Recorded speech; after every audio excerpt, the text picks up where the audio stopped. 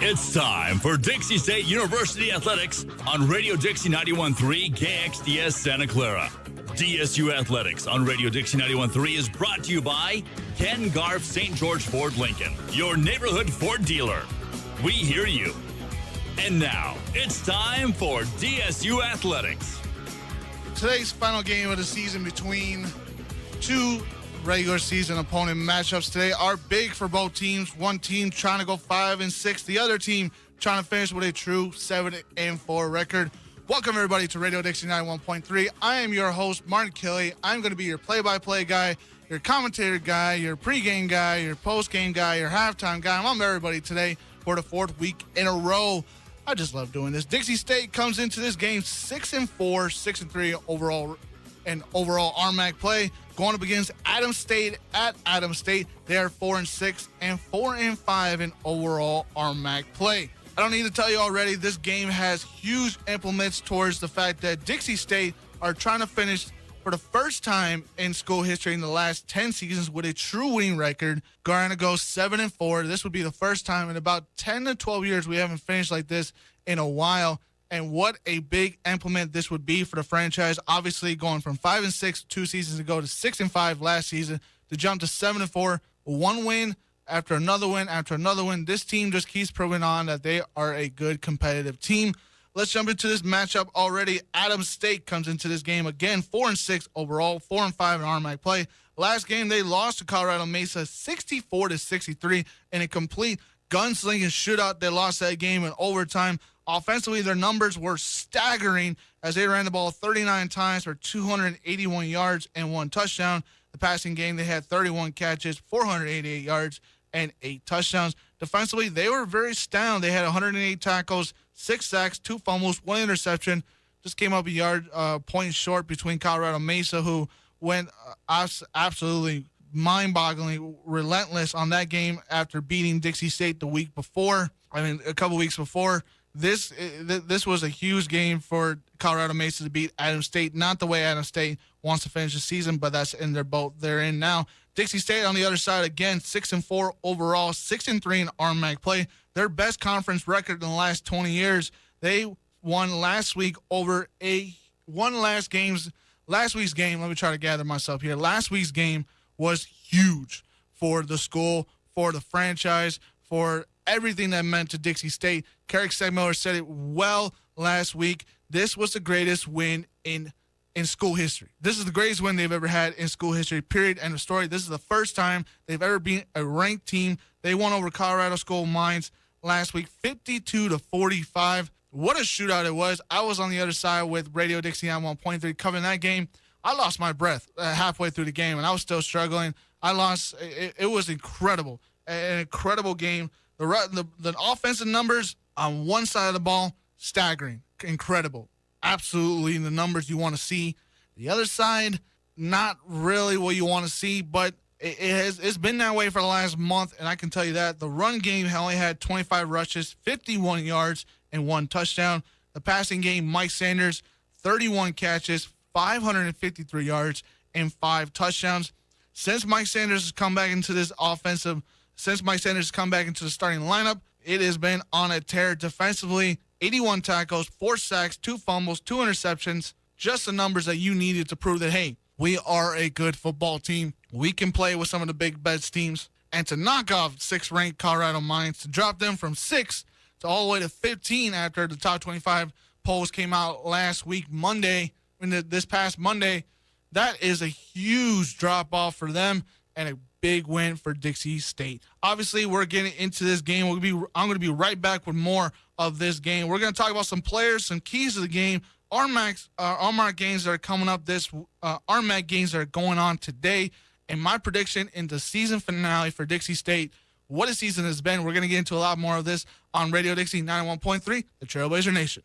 You're listening to Dixie State Athletics, brought to you by Ken Garff St. George Ford Lincoln at 145 West Hilton Drive in St. George and at stgeorgeford.com. Ken Garff St. George Ford Lincoln, your neighborhood Ford dealer, and the title sponsor for all DSU athletics on Radio Dixie 91.3. It's back to the action for DSU Athletics, brought to you by Ken Garff St. George Ford Lincoln. We now return you to Dixie State Athletics. Welcome back to Radio Dixie 91.3. I am your play-by-play guy, your play commentator guy, everybody today. I am working everybody's position today. Of course, I am Martin Kelly here in Radio Dixie 91.3. I'm going to be on the broadcast today. This is going to be a great one today between Dixie State and Adams State here on Radio Dixie 91.3, as I keep repeating myself here on the radio. Let's get into this matchup. Obviously, players to watch in this game are huge, and there's only two players to watch for this game. They've had a stellar season. Nick Rooney, the quarterback for Adams State, 62% of his completions have been passes have been completed, 2,875 yards, 30 touchdowns, and 11 interceptions. Is really up there with the numbers. Obviously, Eric Harker, the quarterback, Carrasco Mines, will be the RMAC Player of the Year in this conference. After last week, he had a stellar game, but he's had staggering numbers all season. He's up there with everybody, and it's just crazy. For Dixie State, obviously the number one player who's come back from injuries, who's battled it all season, who's proven that he can do it, Mike Sanders, the quarterback, redshirt senior who had to sit out last year, but has come back strong after he had himself in injuries in fall practice.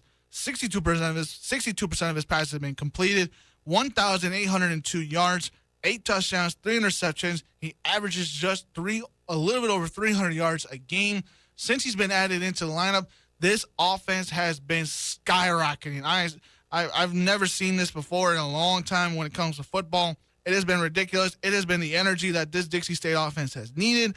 And all the time I hear from people in here at Dixie State, between the football team, between the fans and St. George, if Mike Sanders would have been healthy from the gate, where could this team be? Who knows? We were always in the hunt for the RMAC championship this season. Possibly could have pulled it out. We had that slip through our hands this season. But nonetheless, to try to finish this season 7-4 and get that one crucial win to prove that the losing at this team is over is big. But we're going to see what happens here. We're just going to have to see what happens. So let's see what happens. Some keys to the game, obviously a little bit early on that call, but nonetheless, I don't have that much to talk about today. Number one, a true winning season. Going 7-4 for this football team would be a huge step after going 5-6 2 years ago, 6-5 last season. To go 7-4 proves that this team is done with the losing. It's done. The winning starts now, and the implement that Coach McClure has been putting into this football team. I talked to a lot of guys on the football team. They have said that it was just bad players the last couple seasons. Bad players that really didn't care, and now they got the players that they want in the system. They're playing very well. Let's see if they can keep up with that. Number two, play for Dixie. And what I mean by that is play for Dixie State University and play for St. George. I've talked to a lot of fans in the community. They're behind this football team regardless of what happens, but they're more behind it now. The fact that they're seeing that their team is winning games, they're playing in games, they're in football games. They're not getting blown out as they used to get blown out before.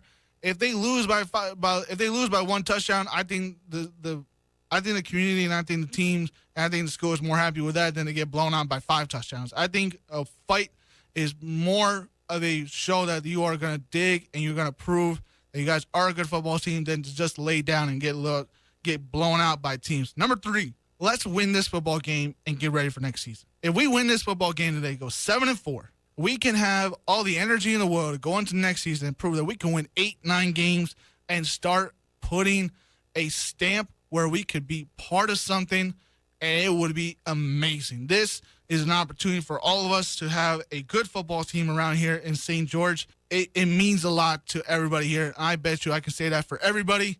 Hopefully I can. So we will see what happens from there. We have to take one more time out here on the Trailblazer Network. On the Trailblazer pregame show. Be right back with more RMAC scores already in the books. We'll talk about those, plus starting lineups and the national anthem and the coin toss, all coming up here on Radio Dixie 91.3, the Trailblazer Nation. You're listening to Dixie State Athletics, brought to you by Ken Garff St. George Ford Lincoln at 145 West Hilton Drive in St. George and at stgeorgeford.com. Ken Garff St. George Ford Lincoln, your neighborhood Ford dealer, and the title sponsor for all DSU athletics on Radio Dixie 91.3. It's back to the action for DSU Athletics, brought to you by Ken Garff St. George Ford Lincoln. We now return you to Dixie State Athletics. Welcome back to Radio Dixie 91.3 as we have live coverage of today between Adams State University and Dixie State University here on Radio Dixie 91.3, the Trailblazer Nation. Let's get into some scores from RMAC that are already going underway today. Colorado School minus 15 ranked in the country in Division II player going underway as Chadron State. They're leading that football game 14-7 with 12:57 left to go in the second quarter. CSU Playable, who's ranked 10th in the country, which I find very funny that the Colorado School Miners will win the RMAC, but yet Colorado School Playables is ahead of them on the Division II top 25. They're winning their football game over Western Colorado, 21-3, 7:07 left to go in that score. In that quarter. Other games that are coming up today, Fort Lewis will be going up to South Dakota Mines. That game will start at 6 o'clock, followed then by Black Hill State versus Robert Morris. That game will start at 2 p.m. We'll figure out if we can get scores and updates on that one. Plus, Colorado Mesa versus New Mexico Highlands will be playing at 1 o'clock as well. We'll have all updates on those games at the halftime show and during the broadcast today on Radio Dixie 91.3. Let's get a couple starting lineups here as we have time before the game starts. For the Dixie State side, quarterback will be Mike Sanders, CJ Luongo, and Lawrence Starks will be the two running backs. DeJuan Dancer, Xavier Smith are your two wide receivers. Cody Hobbs, who has missed about 4 games this season, is the starting tight end today. Brandon Turner, Tima Luatua are your left tackle and your left guard. Dylan Hall is your center. Tavea Tuolua is your right guard. And Nathan Avicias is your right tackle. For the defense, Anthony Yarbrough, who's been on a tear, the freshman, is one of your D linemen. Sebastian DiMartini, Charlie Coca will be in the middle. Both of those guys are having a stellar season. And Remington Kelly, the star player on this defense, will be on the outside on the D-line as well. For your linebackers, Abraham Reinhardt, Alex Lilliard, and Shiloh Pritchard. Abraham and Shiloh will be your outside linebackers. Alex will be your middle linebacker. Darren Jones and Mike Jones will be your two corners, followed by Trayvon Watson and Jalen Moore, who are going to be your two safeties today. On the Adams State side, Nick Rooney will be your starting quarterback. Tyree Harris, Kendrick Eagle-Bua will be your two running backs. Chad Havasier will be one of your wide receivers. Marquise Sorrell will be another wide receiver. Matt Brown will be your starting tight end.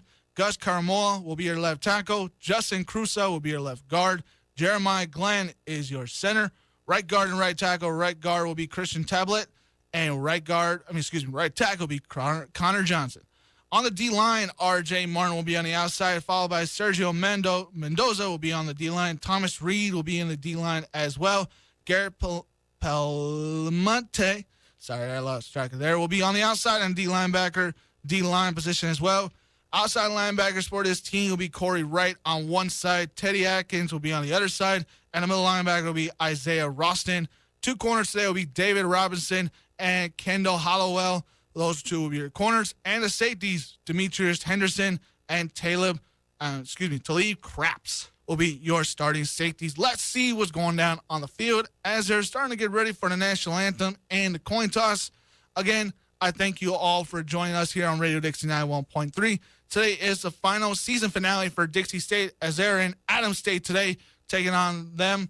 This one should be a good matchup for the simple fact that these two teams are kind of in the bottom when it comes to the RMAC standings. Dixie State was in it for a little bit earlier this year, but they kind of lost track of it just a little bit, but still finishing fourth in the RMAC. I don't think it's too bad of a season for them considering they were projected to finish fourth in the RMAC. So a good position for them to start this season as this is the first inaugural season in the RMAC for Dixie State. I am running low on things to talk about. We're going to take one little tiny break here as we will get ready for this call between Adams State and Dixie State here on Radio Dixie 91.3, the Trailblazer Nation.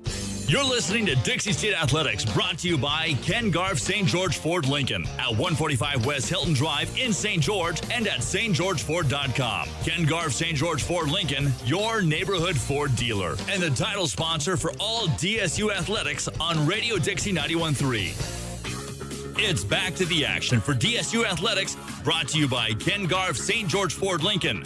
We now return you to Dixie State Athletics. Welcome back to Radio Dixie 91.3. As again, I am Martin Kelly. I will be your play-by-play guy, your color commentator guy today, your pregame guy, which I am started already, your postgame guy, your halftime guy. I'm everything today here on Radio Dixie 91.3 for the fourth week in a row. I have enjoyed this all season, calling some of the games this season, mostly the away games. I've had a chance to call a couple home games that Carrick wasn't able to get to, so I do appreciate everybody listening to me this season. Hopefully we have another great season next season, and it just keeps getting better and better and better and better. I mean, that's all we all want when it comes to the football games. Getting down to the matchup here, Dixie State won the coin toss. They will elect to defer. Adams State will receive the kickoff. Of course, they're at Adams State today. But nonetheless, it has been a great season. I do appreciate everybody being here, listening to me this season. I will appreciate it even more when we have to do basketball season in the next coming weeks. That's going to be even more exciting with the women's team and the men's team getting their seasons underway. That's going to be a lot of fun. So I do appreciate all the love and support by everybody on Radio Dixie 91.3. As I am just rambling on here, but I am waiting for the live coverage of Dixie State and Adams State. They still haven't gotten it underway yet, but they will be. I know they will. Obviously, they'll get it underway very soon.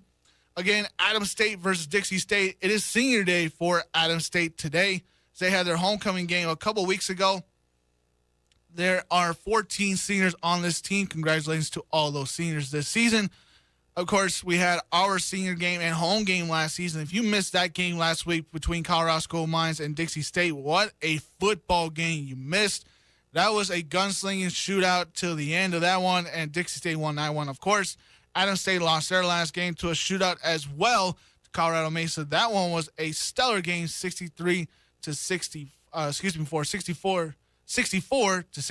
That was a gunslinging shootout as well. Both teams coming to this game not on the perfect page, but somewhat of a sense that both teams do need a win to finish out the season on a strong note, as again, Colorado School of Mines will win the RMAC this season and take the automatic bid towards the playoffs. Where those teams will be, we'll get you caught up between that during the season this week, as we're calling basketball games. But nonetheless, that is going to be a good one, as they are starting to line up on the field, and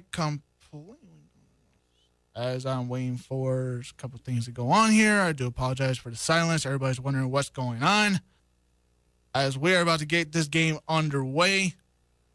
As I got the call wrong, it will be Adams State kicking off to Dixie State. Dixie State will receive it. They'll kick it back out to Adams State at the beginning of the second half.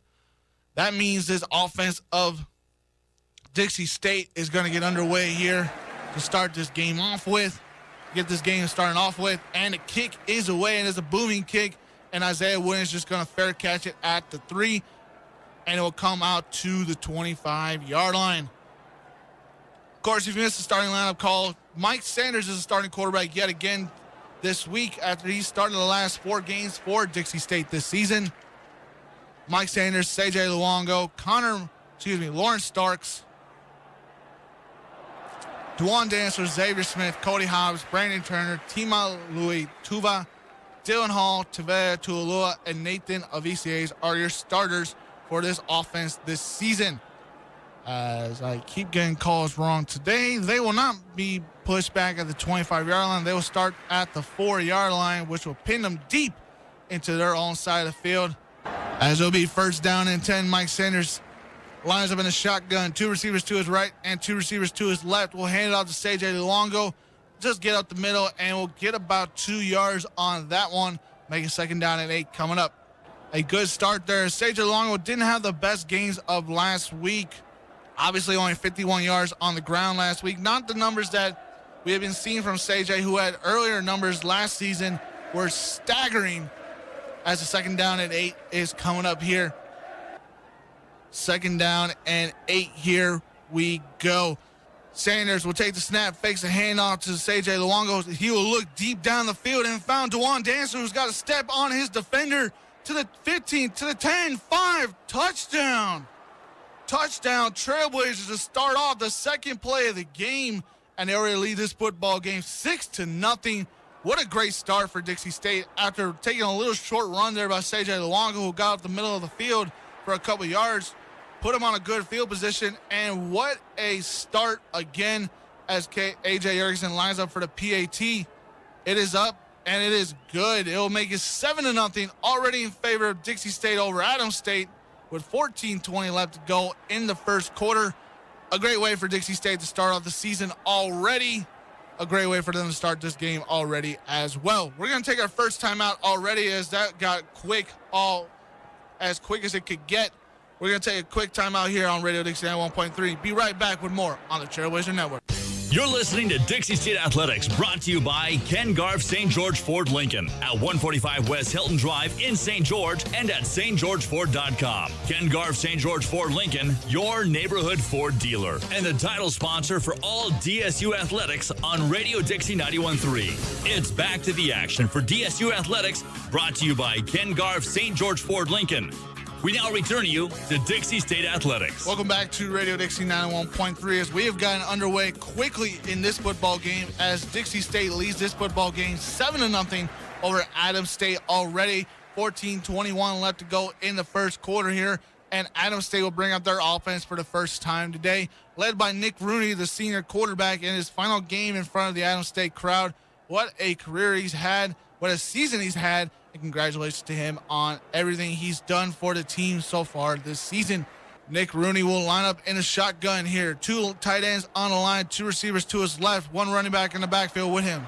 Hands the ball off to his running back. He'll get up the middle of the field and will just get about a yard there as Remington Kelly and Charlie Coca were there immediately to take him down. As I believe it was Tyreek Hill, the running back on the run there. And yes, indeed it was. As they line up quickly to the line, Nick Rooney gets him, and Tyreek Hill will get the ball again, and will get up the middle of the field, and will get down to about the 38-yard line. Good enough for a first down here.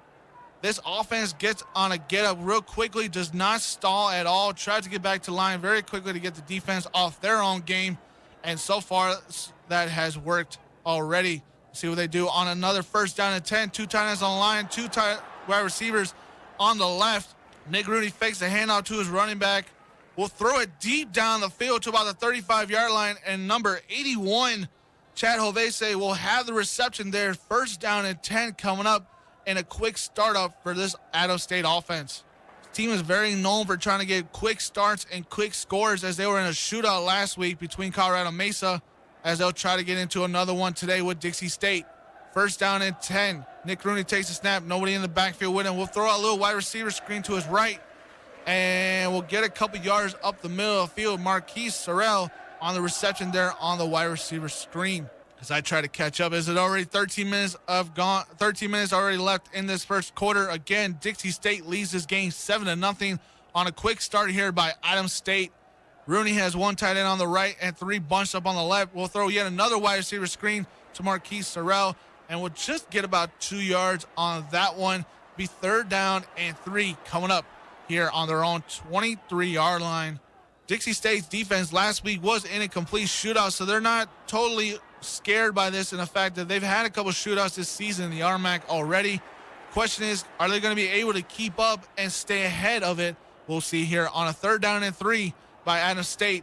Rooney will hand the ball to his running back. He'll get up the middle of the field, and enough for a first down, as he'll be at the 18-yard line. As again, it was Tyree Harris, the leading running back on this team. 206 rushes for him for 1,075 yards and 10 touchdowns this season. He is a quick get-up type running back. He is not a heavy, where smash the pound running back. He is a quick one. As they'll line up for a first down and 10 yet again. Rooney gets into a quick start, throws it deep down the field into the end zone, and nobody is there, but the flags fly, as there will be a pass interference called on this one against Mike Jones. Rooney trying to look for his number 1 receiver, Marquise Sorrell, and could not get him there, as it will be a personal foul, pass interference against Mike Jones, and it'll make it a first down and 10 inside the 10, specifically at the 5-yard line. Rooney has 3 receivers to his right in a bunch set. 1 tight end on the line to the left. Tyree Hill in the backfield. Can Dixie State defense come up with a huge stop here? Hands the ball off to Hill. He'll try to get up the middle of the field, and we'll get down to about the 1-yard line, as we'll bring up 2nd down and goal. Numbers for Adams State when they're down in the red zone. They're 43 of 48 for 82% for 38 touchdowns. This team knows how to score, but the problem with this team is that defensively, they give up more points than they get. That is going to be a problem for them today if that is the case. Second down and goal on the 1-yard line. A jumbo set. Rooney hands the ball to Harris. He'll try to get the middle field, and he'll be met back at the 1-yard line, even possibly lost a yard on that one. That's be third down and goal at the 2-yard line. A good stop there for Dixie State defense as Trayvon Watson and Charlie Coca were there on the tackle.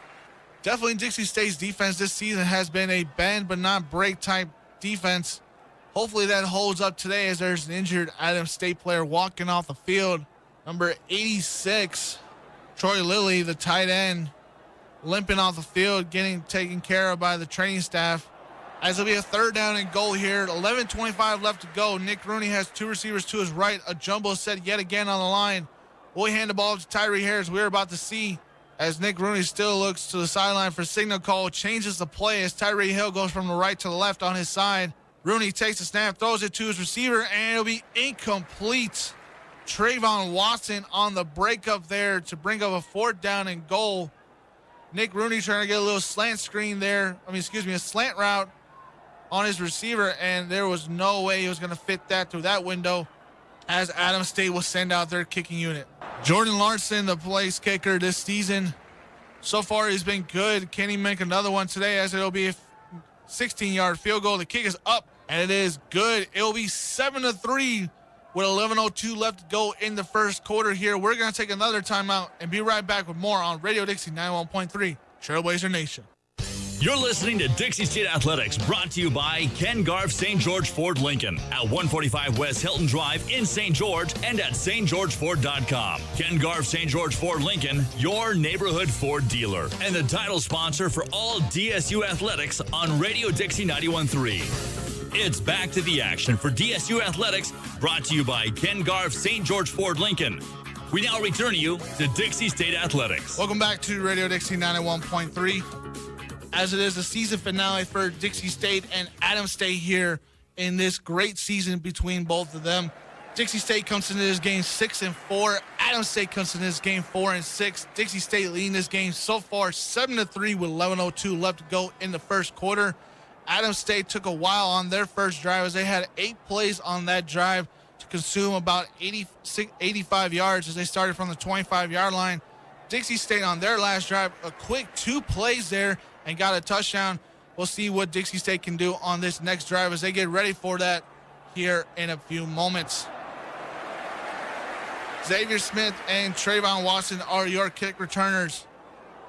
Jordan Larson lines up to kick it back off to them. We'll see if there's a return as the kick is away, and it is a short one. And it was almost dropped by Trayvon Watson as it was taken up by one of the up men, number 33, Tane Tualufia, who just dropped on it. Trayvon dropped it out of his hands, tried to get it on a run, and just could not do that as it'll be a first down and 10 coming up for Dixie State. Let's see what Dixie State can do as they had, again, a quick 2 plays last drive as last week was trying to come out. Sanders motions over one receiver to the line, hands the ball to CJ Long. He'll get up the middle of the field and will get about a yard there, maybe back to the line of scrimmage there. Nothing there on that gain. As CJ Luongo comes into this game, he only needs 205 yards to reach 1,000 yards on the season and needs 188 yards to break the Dixie State career rushing record. Can he get that today? Adams State is not a well-known rushing defense. We'll see if they can do that. As second down and 10 coming up, Mike Sanders takes the snap. 2 receivers to his right and 2 receivers to his left. Fakes the handoff to CJ Longo, gets up the middle of the field, will throw it to Sanders, and it will be dropped as they'll bring up a third down and 10. Dixie State on the season so far for third downs, they're 52-153. 33% of the time they complete them. Let's see what they can do on this one. Sanders fakes a handoff to CJ, will get up the middle of the field, and will get a reception there, and he'll be down at about the 39-yard line. Giovanni Sanders on the reception there. First down and 10, a huge play there by Mike Sanders to Giovanni Sanders to get a first down and more past the 50-yard line and onto Adams State's side of the field. Again, a quick snap there by Dixie State. Sanders hands the ball to Seja. He'll get up the middle of the field and will get about 4 yards. And that is just about it. Second down and 6 coming up as I try to catch up again. Both of these teams like to get off a quick no-huddle type format. So it's kind of hard to keep up when you have to be the play-by-play guy and the color commentator guy. So I'll see what I can do this week. As Sanders is still the quarterback, Lawrence Starks lines up in the backfield for him. Sanders has 2 receivers to his right, 1 receiver to his left, 1 tight end on the line. Hands the ball to Lawrence Starks. He'll get up the middle of the field and will get another gain of 5 yards there as it'll be third down. As it'll be third down and 1 coming up here. Cody Hobbs, the tight end that was lined up on the line, coming out of the game. Xavier Smith checks in. No tight ends on this play. As there'll be 2 receivers to his right and left for Mike Sanders. Lawrence Starks is still the running back. Sanders looking at a third down and 1. Motions Lawrence Starks from right to left. Takes the snap, throws it, and it is incomplete. Flags fly late. It will be a pass interference against Adams State, and it will give Dixie State a fresh first down there as number 39, Brian Woodler, was all over Giovanni Sanders on that one on the little quick slant route, trying to gather up the first down, as it will be a first down and 10 for for Dixie State. Adams State known for a little bit more being a penalized team as they come in third in the RMAC in that category. They have 91 penalties for 853 yards. Dixie State might look to take advantage of that, trying to get some late calls and try to keep the drive alive. First down and 10. Sanders has 3 receivers to his right, 1 receiver to his left. Lawrence Starks is still the running back. Hands the ball off to him on a little counter run and will get up the middle of the field and just get about 2 yards on that one. As it'll be second down and 8 coming up. Again, Dixie State known for getting a quick get up, a quick no-huddle offense. Just a little slowing down just a little bit as there's 8 minutes left to go in this first quarter. As they still lead this football game 7-3. Sanders motions off to Haas from left to right. Hands the ball to Seja on a counter run. Seja will get out to the middle of the field and out to the numbers. He'll be pushed out of bounds. At about the 11-yard line. First down and 10 coming up. A good, nice run there as it was just a counter run. Lawrence Starks on the blocking for Seja there. Good way to get up the middle on the side of the field. Take advantage of the fact that Adams State likes to crash all their linebackers in the middle of the field. If you can get it out to the outside, there's lanes open all day. As it'll be first down and 10 on the 13-yard line. 7:35 left to go. Sanders motions over Xavier Smith from right to left. 3 receivers on the left side now for Mike Sanders. Looking that way. Throws it deep into the end zone, and it is just out of reach. Giovanni Sanders trying to connect on the touchdown there. Mike Sanders just a little bit ahead of Giovanni Sanders as it'll be second down and 10 at the 13-yard line. It was right where it had to be. Just Sanders was just a bit short on that one. Could not catch up to it. A good thrown ball there by Mike to try to connect with Giovanni there in the end zone. Just could not do it as second down and 10 comes up. Sanders will hand the ball to Seja and he'll get meshed up in the back. No yards gained there as it'll be a third down and 12 coming up. Third down and 12 coming up here for Dixie State. In the red zone this season for Dixie State, this is their first time in the red zone. They're 30 of 42 for 72% of the time. They have 24 touchdowns on the season. Not the best numbers when considering the fact that Dixie State has been the top teams in RMAC over the last month in offensive numbers. You would think they'd be a little bit better, but that is not the case as there's 6:45 left to go in this first quarter here. Third down and 12 from the 15-yard line. Mike Sanders motions over Xavier Smith from right to left. 3 bunch receivers on the right side as Dixie State will take a timeout here. Multiple confusions on where everybody was to line up. Again, Dixie State, not a very well-known red zone team this season. They're at the bottom of the RMAC when it comes to standings there. Again, you would think they'd be a little bit better considering the numbers they've been putting up the last few weeks.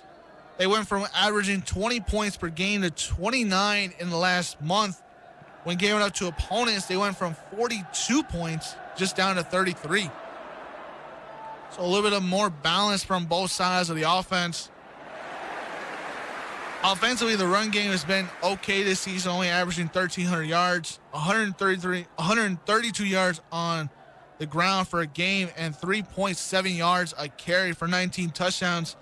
Passing numbers for Dixie State have gone up 3,176 yards, having 318 yards per game with an 8.4 catch and 17 touchdowns. So the offense has been getting a little bit better over the last few weeks, considering we had Trent Darns and Easton Smith as both quarterbacks were taking snaps from Mike Sanders as he was out for an injury at the beginning of the season.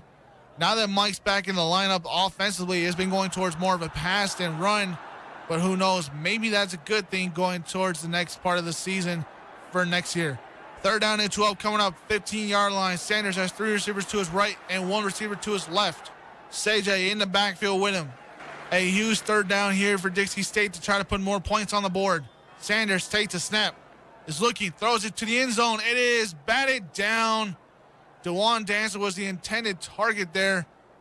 Donovan Robinson on the coverage there as Dixie State was sent out their field goal unit. So I lost track there just a little bit. 4th down and 12 as it will be a 32-yard field goal. AJ Jurgensen, not having the best numbers this season, has missed a grand total of 7 field goals this season. Let's see if he can make it. And it is no good. He'll miss his 8th one of the season. It will stand at 7-3. Dixie State still leads this football game as Adams State will bring out their offense for their second drive of the quarter here. 6:28 left to go in the first quarter here. Definitely not the way you want to end a drive as Dixie State does, as there has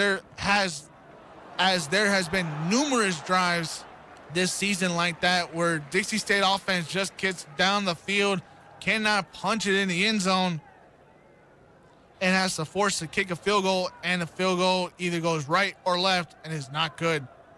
Nick Rooney has 2 receivers to his right, 2 tight ends on the line, hands the ball to Tyree Harris, goes up the middle of the field, get a little spin out, and will just get a gain about 3 yards there as Charlie Coca took him down hard. He's a little slow to get up there by Tyree Hill.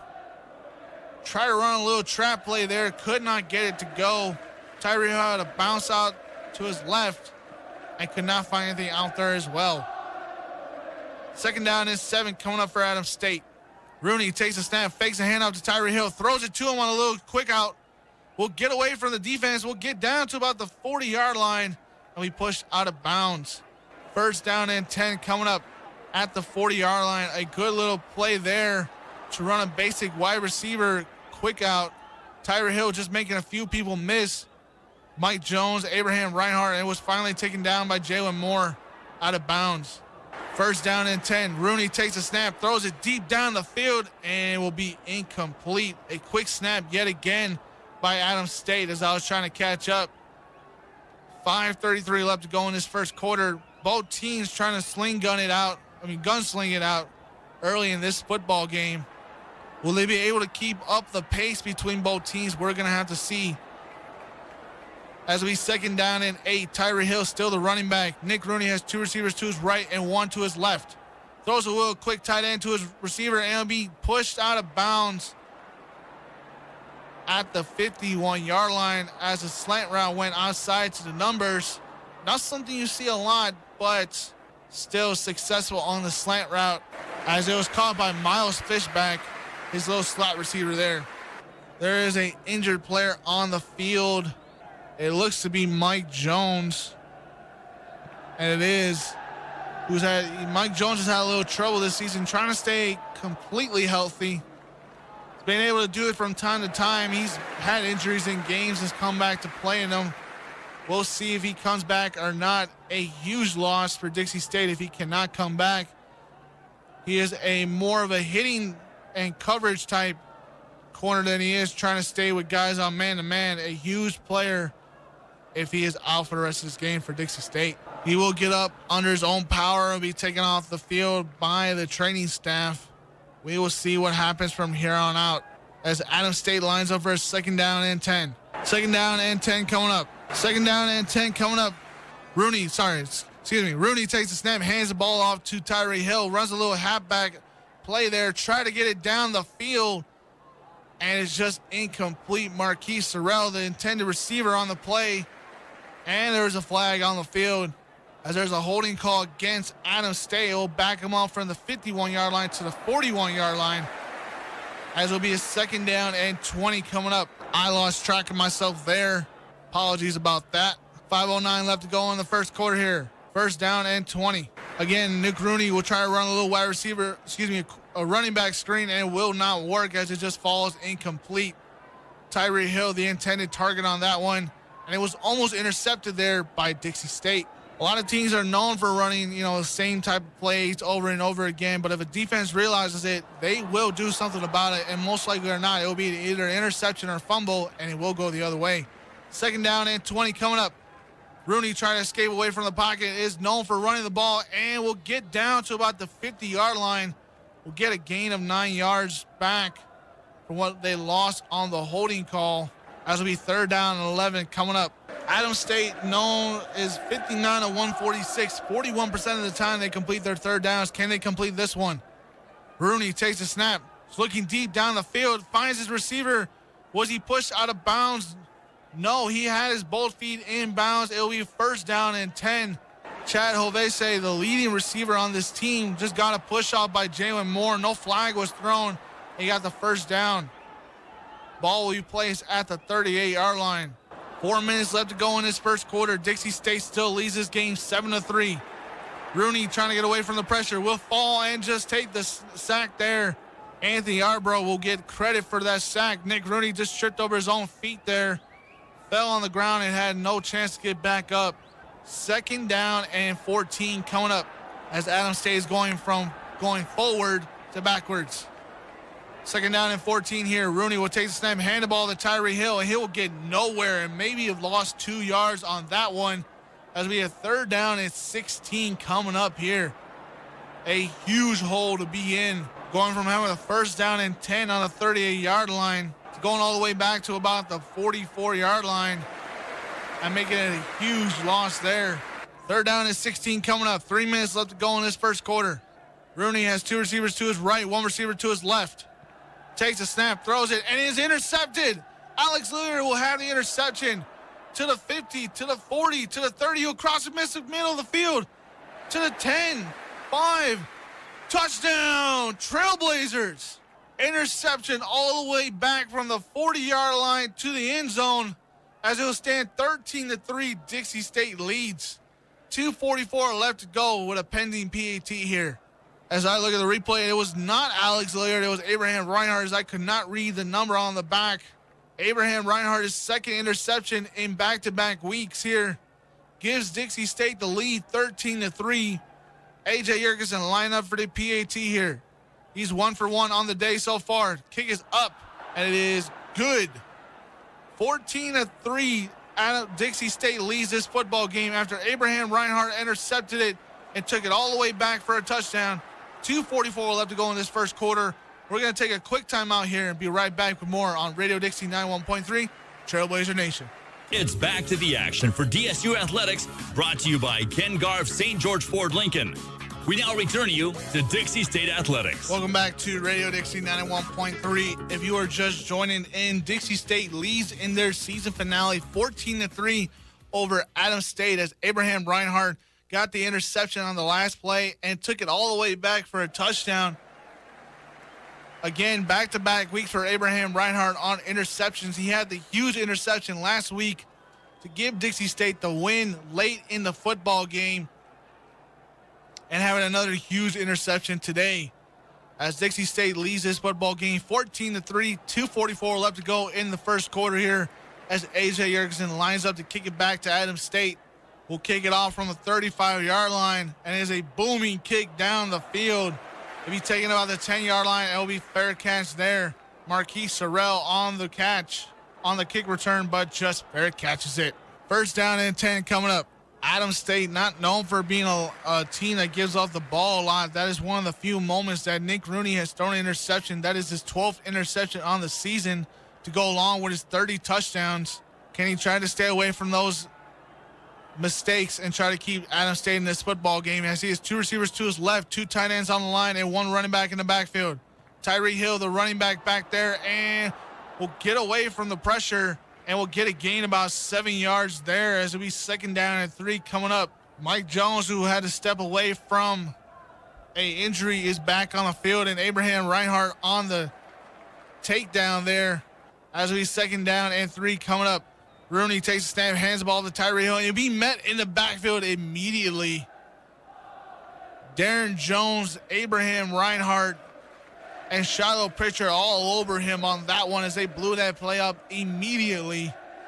Nowhere for him to go. He even lost 5 yards as it'll be a 3rd down and 7. Rooney has 2 receivers to his left and 1 to his right. Rooney takes a snap and will throw it, and it'll be incomplete. Trying to connect with his receiver. Trying to connect with Marquise Sorrell there. Could not connect with him as we'll bring up a 4th down and 6. A quick 3 and out for Adams State. A little confusion on that play by both the receiver and Nick Rooney, as Rooney thought he was going to run a slant route in, and he basically ran an out route to the left side and was just not there on the timing.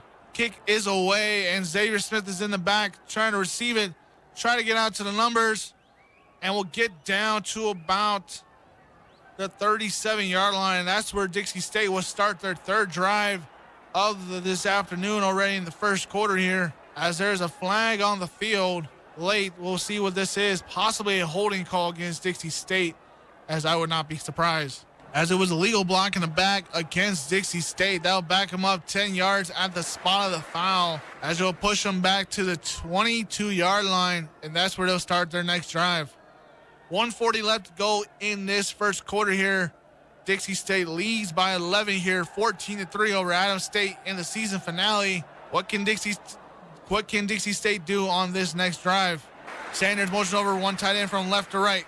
Sanders fakes the handout to everybody, throws it deep down the field, and it is caught by Lawrence Starks, as everybody was confused on that one, as so was I, where the ball was going. It looked like they ran a trick play there, but it went in so many directions as the trick play, nobody knew where the ball went. And Lawrence Starks was tackled at about the 30-yard line, and that's where Dixie State will take over. Will start their next play of this drive. Sanders motions over Haas from left to right. CJ and Starks are in the backfield. Starks gets out to the numbers and will get down to about the 22-yard line. A gain of 9 on that one, as it'll be 2nd down and 1 coming up. Dixie State running a lot of counter plays already today, especially with CJ and Lawrence in the backfield, with CJ being the lead blocker. We will see if they continue that to this afternoon or not. Sanders will have 3 receivers to his right in a bunch set. 1 tight end on the line. CJ line up in the backfield with him. 28 seconds left to go in this 1st quarter here. Sanders throws a little wide receiver screen to Xavier Smith. We'll try to get out to the numbers. We'll try to get to the end zone, and we push out of bounds at the 9-yard line. 1st down and goal coming up with 19 seconds left to go on the clock. Xavier Smith, the 2nd leading receiver on this team, just gathers up a little wide receiver screen there on the trip bunch set and got out as far as he could from the 22-yard line to the 9. A good little gain there. Gain of 13 there, as Dixie State will let it run down to the end of this 1st quarter here. Dixie State leads this football game after 1 quarter, 14-3, as this game has got a lot more interesting aspects to come later. Definitely more interesting to come, as we will take 1 timeout here and be right back with more on Radio Dixie 91.3, Trailblazer Nation. It's back to the action for DSU Athletics, brought to you by Ken Garff St. George Ford Lincoln. We now return you to Dixie State Athletics. Welcome back to Radio Dixie 91.3 here on the Trailblazer Network. I am Martin Kelly. I'm your play-by-play guy, your color commentator guy. I'll be your halftime guy and your post-game guy. So far in this football game, after 1 quarter, Dixie State leads it 14-3 with the start of the 2nd quarter coming up in just a minute here. Good start for Dixie State, as they had 2 touchdowns in it, 1 by Abraham Reinhardt on an interception throw by Nick Rooney, as they will have 1st down and 10 at the 9-yard line. We'll see what they can do on this one. As Sanders hands the ball to CJ, we'll try to get up the middle of the field. We'll get to about the 5-yard line, and that's where it'll be taken down. 2nd down and goal coming up. Dixie State in the red zone today are 0 for 1 after a missed field goal by A.J. Jurgensen. Try to give them the lead of 10-3. Then after that, Abraham Reinhardt intercepted Nick Rooney to make it 14-3. And that's where we stand now. Sanders has 2 receivers to his right and 1 tight end to his left, as there's a timeout taken yet again by Adams State, not Dixie State. Again, Dixie State looked a little confused on their signal calls and trying to get lined up. We will see what Dixie State does on this 2nd down and 6 as they'll try to punch it in and lead this game even by more as both teams comes back out to line up. Mike Sanders still has 2 receivers to his right, a bunch formation on the line. 2 tight ends to his right as well. Sanders takes the snap, hands the ball to CJ. Will try to get to the middle of the field and will get to about the 3-yard line as it'll be 3rd down and goal at the 4-yard line. Can Dixie State punch it in this time and get a touchdown as there's an injured player on the field? Never want to see injuries. We've already seen a couple injuries in this game so far. Player doesn't look to be totally hurt as I'll try to get a number for you guys as fast as I can. But definitely don't want to see injuries, especially on the season finale for both teams. Games that don't have implementations in the RMAC, but games that have implementation for the fact that teams want to take a lot of momentum into their next game for next season and try to build off of something. As I look at the replay here, just got whoever it is got basically pushed on the ground, and then the whole pile just basically jumped on top of him. Really had nowhere to go or hide, and everybody just threw all their weight on him and probably just suffered a small injury there from that. As they get the injured player off the field, 3rd down and goal coming up here. Sanders pitches it off to CJ, try to get outside the numbers, and we'll get nothing there. We'll get pushed back at the 5-yard line. Try to run a little counter run there with 2 blocking wide receivers. Did not work as they'll send out the kicking unit yet again. Can AJ connect this time as he's 0 for 1 in field goals already? 22-yard field goal this time instead of the 39-yarder that he missed earlier. Snap is away, kick is up, and it's good. 1 for 2 on the day by AJ Jurgensen. He makes it 17-3 with 13:07 left to go in this 2nd quarter here. Good start for Dixie State as they lead this game by 2 touchdowns early in this 2nd quarter. We're going to take a quick timeout here on Radio Dixie 91.3, the Trailblazer Nation. Share the hell. You're listening to Dixie State Athletics, brought to you by Ken Garff St. George Ford Lincoln at 145 West Hilton Drive in St. George and at stgeorgeford.com. Ken Garff St. George Ford Lincoln, your neighborhood Ford dealer, and the title sponsor for all DSU athletics on Radio Dixie 91.3. It's back to the action for DSU Athletics, brought to you by Ken Garff St. George Ford Lincoln. We now return you to Dixie State Athletics. Welcome back to Radio Dixie 91.3 as Dixie State lines up to kick it back to Adams State. Dixie State leads this game early, 17-3 over Adams State at the early part of the 2nd quarter. As the kick is away and is a booming one, Marquis Sorrell will take it back at the 5 and will be tackled down at the 20-yard line. Number 31, Ryan Wilson, the senior DB, on the coverage there, took him down pretty hard there, did not let him get away there as we get 1st down and 10 at the 20-yard line for Adams State. Last time around for Adams State, they had to punt it away to Dixie State after a quick 3-and-out.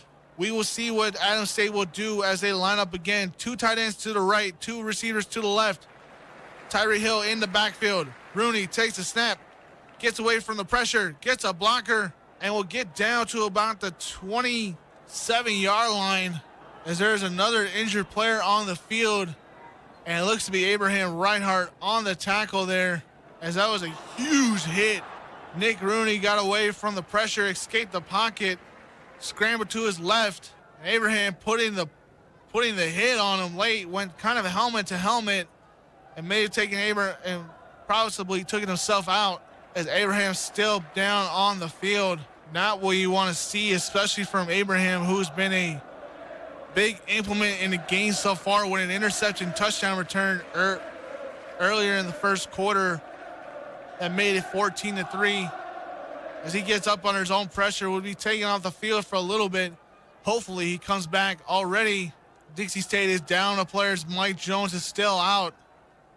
Losing 2 key players would be a huge loss. We will see what Dixie State does as it'll be 2nd down and 3 coming up at the 27-yard line. Rooney still in at quarterback. Hands the ball to Tyree Hill. He'll get out the middle of the field, get away from everybody, and he'll be down at about the 41-yard line on the other side of the field. Good blocking by the line there as Tyra Hill jumped to the outside towards the numbers and got back in the middle of the field. Got past the first wave of defense, got to the third wave where Darren Jones and Shiloh Pritchard brought him down. First down and 10 from the 41-yard line. Nick Rooney throwing it real quick down the field, and it is incomplete. Again, trying to connect with Chav Hovase, his leading receiver for the team this season. Darren Jones, the last person on the tackle, got there in time to break it up, and as there was a flag on the field, as I was calling that, it went against Dixie State. 69, Aleki Tapa was the one on the holding call, and will back up Adams State to the 49-yard line on the other side of the field. First down and 20 for this Adams State offense. Rooney takes the snap, 2 receivers to his right and 1 receiver to his left. We'll throw it quick to Chad Hovase, and we'll get out of bounds at about the 41, 42-yard line between those 2 yard markers, and we'll try to get back as much as he could. It looks like he got back 10 yards as we is 3rd down and 10 coming up. Darren Jones on the coverage there. Again, a little quick play there. Chad Hovase on yet another little curl route there and got out of bounds and got the first down. It'll be first down and 10 at the 34-yard line. Just enough for the first down and keep the drive alive. Excuse me, no, it was short. It'll be 3rd down and 3 as I'm looking at the wrong thing on the screen here. As they rushed to the line quickly, and there was whistles blown as there was a timeout taken by Adams State as they snapped the ball. It looked like they had a good play there, but the coaches don't think so. Again, thank you for tuning in for the season finale of Dixie State Trailblazer football this season. Obviously not the way we wanted the second half to end after starting 4-1 and being in the hunt for the RMAC championship. But nonetheless, to finish the season possibly 7-4 on the year is still a good benchmark set by the team as they'll try to go into next season and improve on that. For Adams State, I can't say the same thing, only for the simple fact that I don't know the team. But hopefully they have a good season next season as well. As it's 17-3 here. 11:40 left to go in the second quarter. 3rd down and 2 coming up for this Adams State offense. They're on their own 34-yard line. Any more yards after that as Rooney looks towards the sideline for signal calls. He has 2 receivers to his right, 1 tight end on the line to his left, 1 receiver to his left, and Tyra Hill is to his left. Rooney takes a snap, is looking deep, will try to get away from the pressure, will not. He'll get sacked back in the backfield. Number 34, Augustus Frazier there on the sack. His first sack of the year. The freshman linebacker there on the sack. It'll be 3rd down and 14 coming up. As flags fly, it looks like there will be encroachment called against Dixie State. We'll see what the refs have to say about it. And it will be indeed encroachment against Dixie State. As it'll be 3rd down and 9 coming up. Better field position for Adams State as they try to pick up this first down. They're 2 for 3 on the day when it comes to 3rd downs so far. Rooney has 2 receivers to his right, 1 receiver to his left. Hands the ball up to Harris. He'll try to get up the middle of the field. Get away from the pressure. Did he get enough for the first down? We will see. He needed 9. It looked like he got 8. Again, they give it out to Tyra Hill. Gets a little spin off there away from the defense. And it'll be 4th down and 1. They'll keep their offense out there. Adams State will keep their offense out there as there's 9:48 left to go. 4th down and 1. Can Dixie State get a stop here? Rooney throws it, and it is incomplete. Try to go to Chad Hovase yet again. Could not get it there. Be 1st down and 10 at the 23-yard line for Dixie State. A good little route there, run there. A good little play there, but just cannot connect on it. Jalen Moore, the DB, was on the coverage there and broke it up late to give Dixie State the first down. Give Dixie State the ball back, excuse me, as I keep fumbling my words and trying to get ahead of myself. Sanders leads the offense back on the field. He has 2 receivers to his left, 1 to his right. Hands the ball to Sajay. He'll try to get to the middle of the field, get more yards there, and we drag down at about the 32-yard line, 33-yard line. Be a yard short of the first down there, as it was a good little trap play yet again up the middle of the field there. CJ Luongo trying to be the first running back in Dixie State in the last 5 seasons to reach 1,000 yards. He needs 180 yards to get there. Can he get it? We'll see.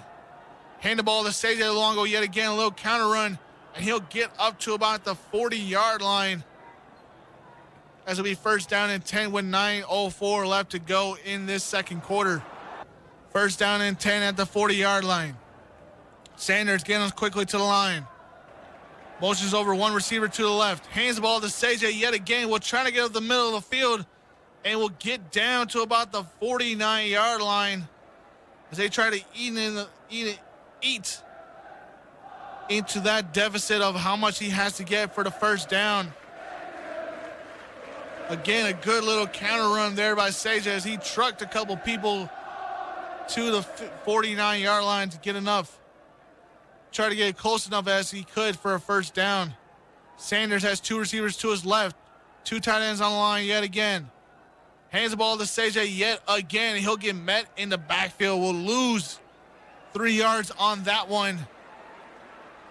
Was taken down by number 93, Lano Teo. And will lose yards on that one. It'll be third down and 4. What will Dixie State call? We will see. Sanders has 2 receivers to his right and 2 receivers to his left. Lawrence starts his lineup in the backfield with him. Sanders motions over one receiver to the right, to the left. Takes a snap, throws it, and it was caught by Lawrence. He'll be pushed out of bounds at about the 45-yard line. It looks to be enough for a first down. A good little route there run by Lawrence starts to get enough for the first down, as there's 7 minutes left to go in this second quarter. Mike still has 2 receivers to his right and left. Sanders still out there. Starks is still out there as running back, and it was incomplete. Lawrence Starks had it for a moment. Green grass in front of him. Possibly could have gone for about 20 yards there, and it falls incomplete. Almost intercepted there as well. Good thing it wasn't. Second down and 10. 7:06 left to go. Starks lines up right side to Mike Sanders on his right. Sanders has 3 receivers to his left and 1 to his right. Sanders takes a snap, throws it quickly and incomplete as he was trying to connect with Giovanni Sanders there, as there was some miscommunication there. Giovanni Sanders basically ran a streak route, and I think Mike was expecting him to run an in route and just not on the timing there. Third down and 10 coming up. Mike Sanders will have 2 receivers to his right and left. Lawrence Starks is still lined up in the backfield. Takes the snap, is looking downfield. Adams State brings the pressure. Sanders throwing, throws it deep down the field, and it is intercepted. Intercepted by number 21, Sipa Lufua. And that will end the drive there for Dixie State. It'll be first down and 10 for Adams State at their own 10-yard line. Mike Sanders trying to fit it in a tight window there and did not work. Was trying to connect there with Connor Miller, and it did not work on that one, as we, again, first down and 10 at their own 10-yard line for Adams State. Rooney has 2 running backs in the backfield, a little quick out route, and it will fall incomplete as Abraham Reinhardt comes back on the field. Still no sign of Mike Jones as he's still out. Second down and 10 coming up. Tyree Hill line up in the backfield with Rooney. Throws it deep down the field, and it is incomplete. Rooney was trying to connect with Marquise Sorrell there yet again. Did not work on that one. 17-3, Dixie State still leads this football game. Third down and 10 coming up for Adams State. Dixie State showing the blitz. Will Adams State be able to pick it up? Rooney trying to get away from the pressure. He will not. And he'll be dropped at about the 1-yard line. Abraham Reinhardt and Shiloh Pritchard there on the blitz and got him real quick. As we 4th down and about 19. As Nick Rooney was trying to dodge, not trying to step into the end zone and get a safety call. but he put his team in a worse situation where the punter is basically on the back line of the end zone. Dixie State bringing the pressure here on their punt return. Can they get a block here? Pressure comes. Punt is away. There will be no pressure. Simpson back there to return it. And we'll return it about the 40-yard line. We'll try to get away and be down at about the 41, 42-yard line. A not so good of a return there by Simpson. Had green grass in front of him, could not find it. Be first down and 10 at the 43-yard line for Dixie State. First down and 10, 5:58 left to go. 17-3 is the Dixie State lead over Adams State. Again, first down and 10 coming up for Dixie State. Excuse me, I got distracted there as there's a timeout taken. Of course, if you're just joining us, game so far is a good one between Adams State and Dixie State. Dixie State leads at 17-3. Good crowd on today for this game, as there's 5:58 left to go in this second quarter here, as Dixie State will start at their own 43-yard line. Sanders takes a snap, fakes a handoff to CJ, throws it deep down the field yet again. Isaiah Wooden is there and just out of reach. Could have had the touchdown immediately. Instead, it will fall incomplete, bringing up second down and 10. Mike Sanders yet going for the home run yet again. Could not complete that one as he tried to get the home run earlier in the game. Second down and 10 coming up. Sanders has two receivers to his right and left. Motions over Xavier Smith from left to right. Throws a little wide receiver screen to CJ. CJ will get out to the numbers, to the 30, to the 20, and be dragged down at about the 10-yard line. Good little trick play there by Dixie State to get out, to get in front of the defenders and get a good chunk there to make it first down and goal at the 10-yard line. Dixie State 1 for 2 today on their red zone trips, as they've had one field goal out of it. Sanders has two receivers to his left and one to his right. Throws it to CJ. CJ will get pushed out of bounds at about the 6-yard line. It'll be second down and goal. Again, not the best numbers for Dixie State, especially in the red zone this season. Can they complete this one and make it a good lead for them going into the halftime? 5 minutes left to go in this second quarter here. Sanders has one receiver to his right and left, has a bunch set on the line. Motions over Xavier from left to right. Hands the ball to CJ. Will try to get up the middle field and walks into the end zone. Touchdown, Trailblazers. 4:54 left to go as Dixie State leads this football game 23-3 with a pending PAT. A good play there by Dixie State as they ran a little trap run, and CJ just completely walks into the end zone there.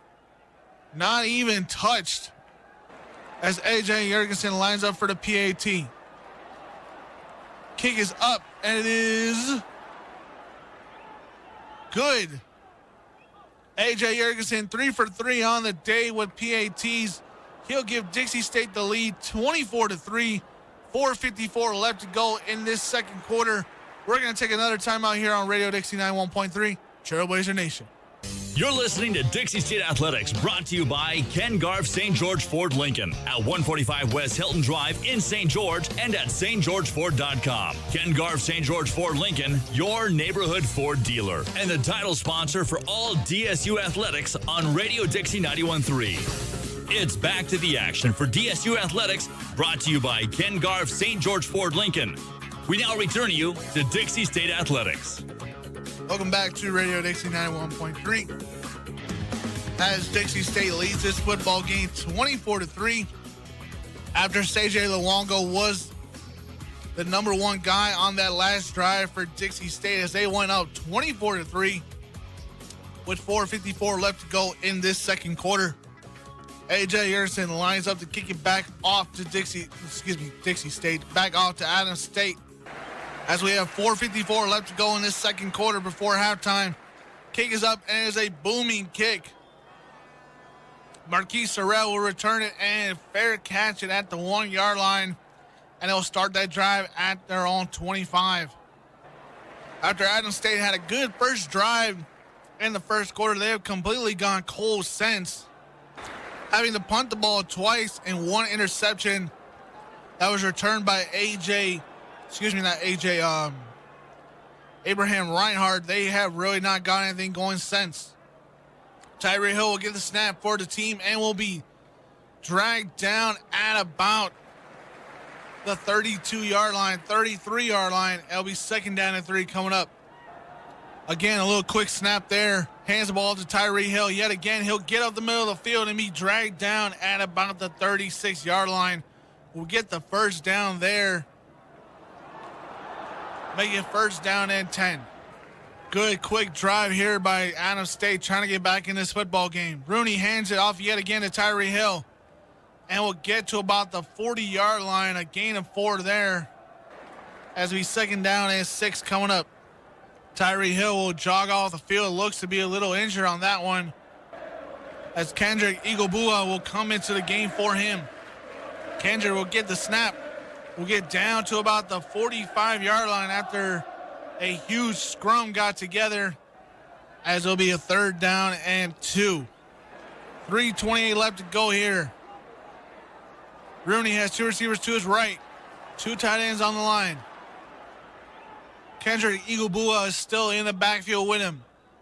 Rooney takes the snap, is looking real quick, throws it, and it is caught by his receiver, Marquise Sorrell. He'll be down at about the 49-yard line on the other side of the field, and will keep the drive alive there. First down and 10 coming up. 3 minutes left to go in this football game. First down and 10 taken. Kendrick got out to the outside numbers and nothing was there, and he'll be dragged down at the 50-yard line. Will be a loss of 2 on the play. Make it second down and 12 coming up. Second down and 12, 2:20 left to go. Rooney takes the snap, is throwing it deep down the field, and it is incomplete. Was looking for Chad Havase on that one. Could not connect with him on that one. Third down and 12 coming up for Adams State here. After this drive got out to a good start, they have stalled themselves on their own 50-yard line. Can Dixie State complete the stop here? Third down and 12. Rooney has 2 receivers to his left, 1 to his right, 1 tight end on the line. Kendrick Igobua still in the backfield with him. Throws it deep down the field, and it's dropped. He had it for a second and dropped it. Miles Fishback had it just in the middle of the coverage. Trayvon Watson and Mike Jones talking amongst themselves after that, not knowing where the coverage was supposed to be, as it'll be fourth down and 12 coming up. 2:19 left to go here. Adams State will line up to kick it yet again. Jordan Larson, the kicker. He's the kicker, he's the punter, he's everybody that has to do with the kicking. He'll kick it deep down the field, and Simpson will let it bounce to about the 9-yard line. Looks to mark it at the 8. Be a first down and 10 there. Again, Dixie State leads this game 24-3 with 2:11 left to go in this second quarter here. A good lead here by Dixie State. They have 2 minutes left to go with only 1 timeout. What can they do with that time? We're about to see here. Again, if you're just joining us, a game so far in favor of Dixie State, as Dixie State has had 1 touchdown by C.J. Luongo, 1 field goal made, and 1 touchdown thrown by Mike Sanders. And then the interception by Abraham Reinhardt, who is still out with an injury, makes this 24-3, as Adams State has only had 1 good drive in the first quarter. Since then, they've had to punt it 3 times and 1 interception. We will see what adjustments are made in the second half, but for right now, Dixie State with an opportunity to open this game up 31-3 and make it a huge lead going into the second half. As it is a season finale for both teams, Dixie State out of the running for the RMAC championship, as they have now 6-4 on the year. After going 4-1 earlier in the first half, fell 3 out of 5. Lost 3 out of their last 5 games to make it 6-4. We will see what Dixie State can do in this season finale here. Sanders takes the snap, had 3 receivers to his left and 1 to his right, handed off to C.J. Luongo, and got up the middle of the field to about the 19-yard line for a gain of 12. 2:05 left to go as he stepped out of bounds there to save some time. 2 minutes left to go and counting. Sanders has 2 receivers to his right and left. Motions over CJ from left to right. Takes the snap, hands the ball to CJ yet again. Will try to get up the middle of the field and looks to have gotten about a yard there as the clock will keep running as there's 1:30 left to go here. If Dixie State can get a touchdown here, it'll be a tremendous help as they will kick it back out to Adams State, the start of the second half. 1:20 left to go on the clock. Sanders on a 2nd down and 10, looking deep down the field, throws it, and it is caught. Caught by Connor Miller. He'll be down at the 49-yard line on the other side of the field with 1:17 left to go as the clock stops here. Sanders perfectly throwing that ball where it had to be. Connor Miller, the one who was on the intended target of the interception by Mike Sanders today, caught it that time. Yet again, 1st down and 10. Sanders takes a snap, fakes a handoff to CJ, throws it deep down the field, and is caught yet again by Connor Miller on the exact same route there between the middle of the defense there as it'll be 1st down and 10. 1st down and 10 coming up. 1 minute left to go in this football game. Sanders takes a snap and will connect with Connor Miller yet again on that one as Connor Miller ran a little in-out route there and will get the ball down to about the 23-yard line to make it 2nd down and 5. 48 seconds left to go here as Dixie State will take their final timeout of the half. They're out of timeouts here with 48 seconds left to go. Mike Sanders connected with Connor Miller on the last 3 plays, 2 of the same play. Connor ran 2 streak routes through the middle of the field, connected on those. And then Connor Miller ran a little in-out route in the middle of the field. Mike Sanders saw him open and just connected with him there yet again.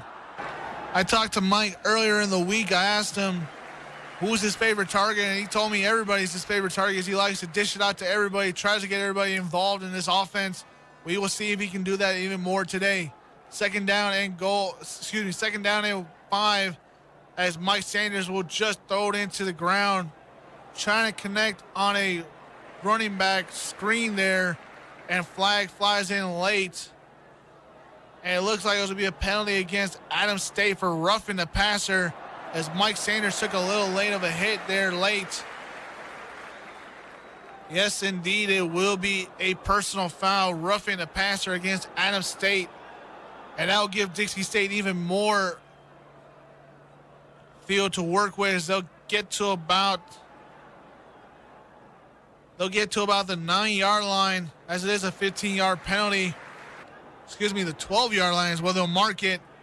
45 seconds left to go here for Dixie State. Can they get a touchdown at 48 and a half?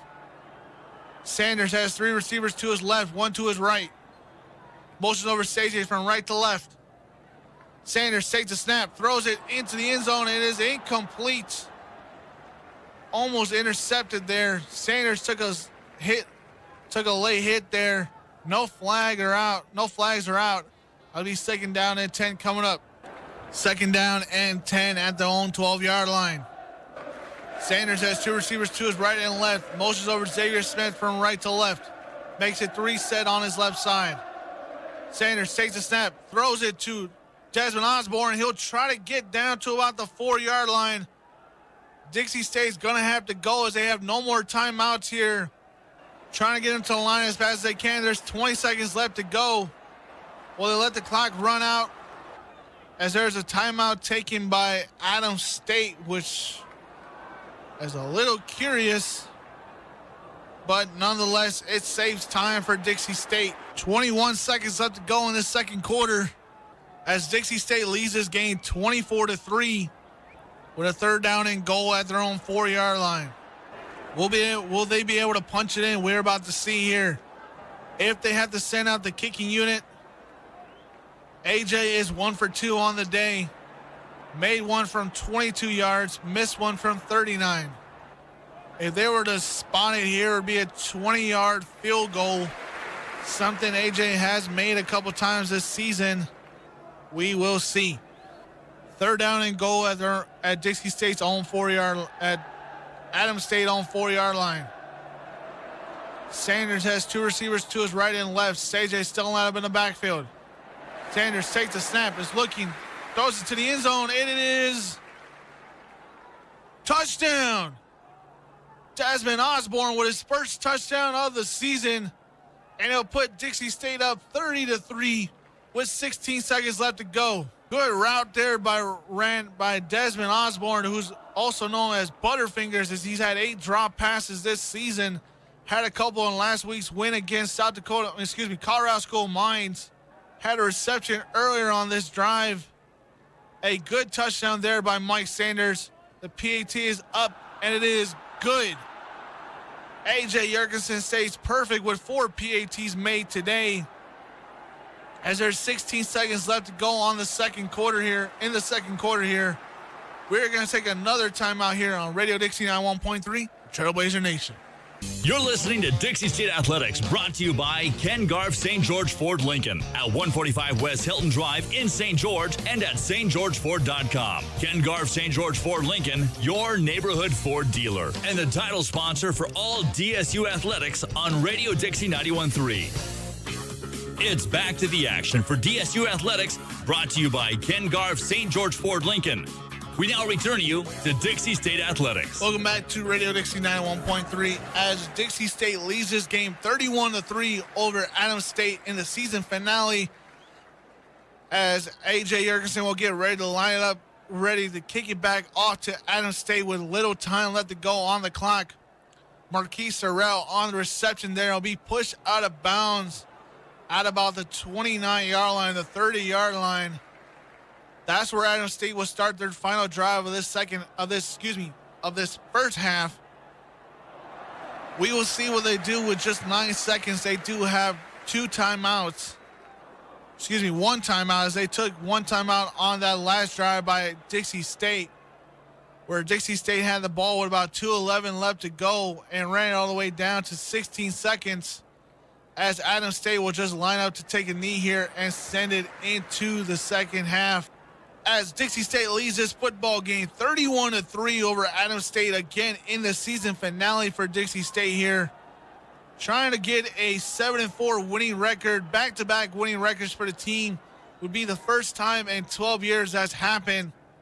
We will see if they can continue that motion, as we're going to take another short break here and be right back with more on the Radio Dixie 91.3 Trailblazer Network. You're listening to Dixie State Athletics, brought to you by Ken Garff St. George Ford Lincoln at 145 West Hilton Drive in St. George and at stgeorgeford.com. Ken Garff St. George Ford Lincoln, your neighborhood Ford dealer, and the title sponsor for all DSU athletics on Radio Dixie 91.3. It's back to the action for DSU athletics, brought to you by Ken Garff St. George Ford Lincoln. We now return you to Dixie State Athletics. Welcome back to Radio Dixie 91.3, as this is the Trailblazer halftime show on Radio Dixie 91.3, the Trailblazer Nation, for you all season long. For the football, it will be all season long for the basketball season, and all season long for the baseball and softball season coming up in the spring. Let's get to a little halftime scores here. Again, Dixie State leads Adams State 31-3 at halftime. A huge lead for them there. We'll get some stats on that in a few moments here. Dixie State completely controlling this whole game. First downs, they have 15-11 to Adams State. Rushing attempts, Adams State has a little bit more, 24-19, but Dixie State has the most rushing yards, 99 rushing yards so far. That is the highest amount of rushing yards for Dixie State in the last 5 games. They haven't had that in a while. We'll see if they can get more to that. Adams State only has 84 rushing yards. In a passing game, it is all over. It's all Dixie State so far in this first half. 259 yards through the air, 105 for Adams State. As Dixie State is averaging 22.5 yards per catch, while Adams State is only averaging just 10.5. And other numbers, obviously the one interception by Dixie State is also one of the matters, as they had an interception earlier returned by Abraham Reinhardt. No interceptions, one interception by Adams State, but nothing returned there. And that's just about it from stats there from the game. Let's get you a couple RMAC scores update. Colorado School Mines leads Chadron State 35-20 with about 30 seconds left to go in that third quarter. If Colorado School Mines were to lose, Colorado State Pueblo would take the automatic championship and the automatic bid into the Divisional II playoffs. So CSU Pueblo hoping Shedron State can come back in that game in the fourth quarter. Right now, Colorado State Pueblo, Colorado State Pueblo, or just CSU Pueblo, are leading their game over Western 41-3. No doubt about it that CSU Pueblo will win that football game. Just a matter of who will get the RMAC Conference Championship. As it stands in the top 25 polls, Colorado State Pueblo is ahead of Colorado School Mines. Colorado School Pueblo is 10th in the country, while Colorado School Mines is 15th. We will see what happens with those later coming down the road. Colorado Mesa and New Mexico Highlands, they're at it as well. They're just reached halftime. Colorado Mesa is leading that game 24-4. As New Mexico Highlands was able to get two safeties in that football game, but Colorado Mesa is still in charge of that one. Fort Lewis is leading South Dakota Mines in that game as well. That game is into the third quarter, just about to get underway. It is a tie ball game between both Fort Lewis and South Dakota Mines. Fort Lewis coming into this game 1-8 on the year. We will see what happens with that game. And then at 2 o'clock, then also underway, Black Hill State is leading Robert Morris Eagles 14-0. Black Hill State comes in this game as 2-8 in Robert Morris. We will also keep you updated on that game as well. We're going to take another time out here on Radio Dixie 91.3 Trailblazer Nation. We'll be right back with more here on Radio Dixie. You're listening to Dixie State Athletics, brought to you by Ken Garff St. George Ford Lincoln at 145 West Hilton Drive in St. George and at stgeorgeford.com. Ken Garff St. George Ford Lincoln, your neighborhood Ford dealer, and the title sponsor for all DSU athletics on Radio Dixie 91.3. It's back to the action for DSU Athletics, brought to you by Ken Garff St. George Ford Lincoln. We now return you to Dixie State Athletics. Welcome back to Radio Dixie 91.3. Welcome back to Radio Dixie 91.3. Decided to turn that off quickly there. Get you a couple of scores update from big-time college football. Number 1 ranked Alabama leads Mississippi State 14-0 at the start of the second quarter. 4th ranked Michigan leads Rutgers 14-7 there. And a good game between Oklahoma State and Oklahoma. Always a great matchup. Nonetheless, and no matter what time of the year it is, Oklahoma leads this game 24-21. We'll see if Oklahoma can stay in the hunt for the college football playoffs. Washington State leads Colorado 10-7, and Tennessee leads 11th ranked Kentucky 9-0. Some scores earlier from the day, teams that finished up. TCU fell to West Virginia 47-10 as West Virginia tries to keep their hunt in the college football playoffs, marching closer to that Big 12 championship matchup, possibly between Oklahoma. 10th ranked Ohio State beat 18th ranked Michigan State 26-6 in a matchup that wasn't even close in that one.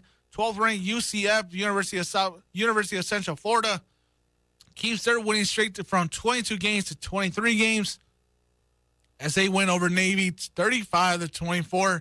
And 15th ranked Florida beat South Carolina late 35-31. And finally, 20th ranked Penn State, having a rough season so far, beat Wisconsin 22-10. Some games coming up later will be 24th ranked Auburn versus Georgia, Florida State versus Notre Dame, LSU versus Arkansas, Texas versus Texas A&M, and Boston College versus Clemson in that one. Those will be good games coming up there. Some games that are going on, some games that went on for Dixie State yesterday.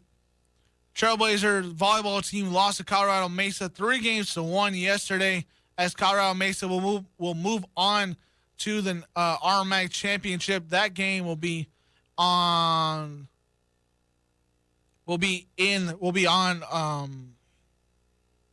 Golden, Colorado, as I lost my track. But nonetheless, the volleyball team still moves on to the Division II NCAA playoffs, as they'll be matched up in the South Regional South Central Regionals on the 15th of November. We will find out where they are at with more information coming up between that. But a tough loss for the Lady Trailblazers as they were trying to keep their hopes alive for our MAC championship. First time that would have been their first championship in a long time, but not to be met there. Also, a couple games on later today for other sports going on. The basketball team, the women's basketball team, will get underway tonight as they'll meet up with Northern New Mexico to start off their season, as today is they'll match up between them. After that, they'll have their Dixie State tournament that they host here at the Burns Arena. They'll have matchups between Western Oregon and St. Martin's. We'll have live coverage of those games as well. Also along, might as well throw in the basketball team for the men's. Let's see what their schedule says as they'll take the floor for the first time here at home against Cal Poly Palomoma on the 17th of November. And that is just about it with Dixie State Sports. We're going to take another time out here and be right back with more on Radio Dixie 91.3, the Trailblazer Network. The following message is brought to you by Goodwill and the Ad Council.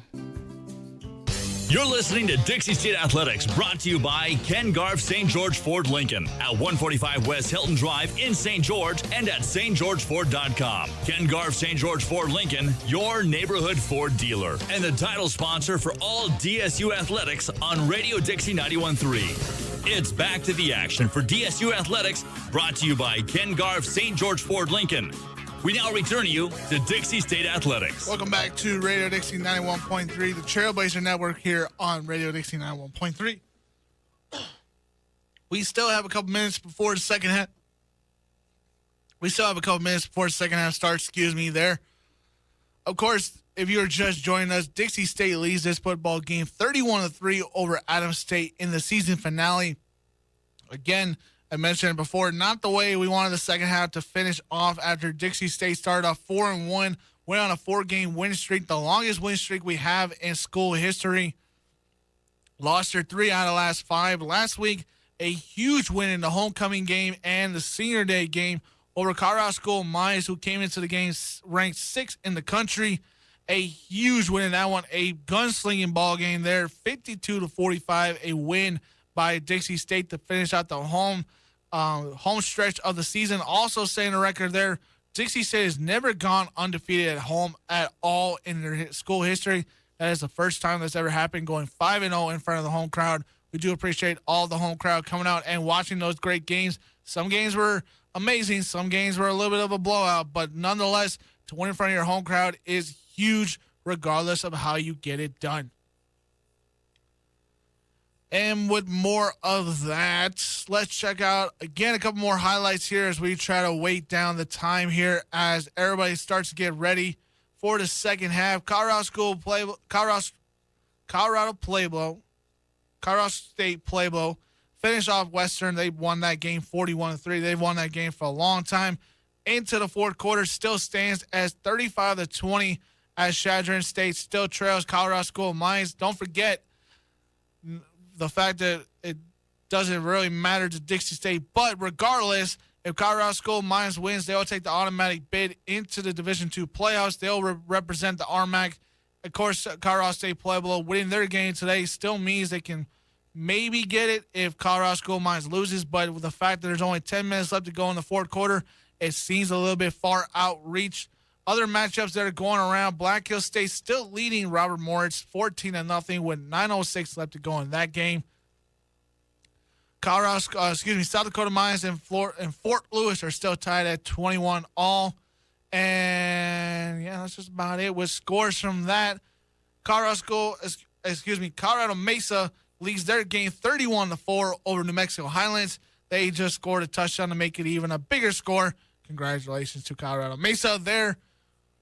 It looks like we're just about to get underway here in just a few minutes here. We'll be right back with the start of the second half here on Radio Dixie 91.3, the Trailblazer Nation.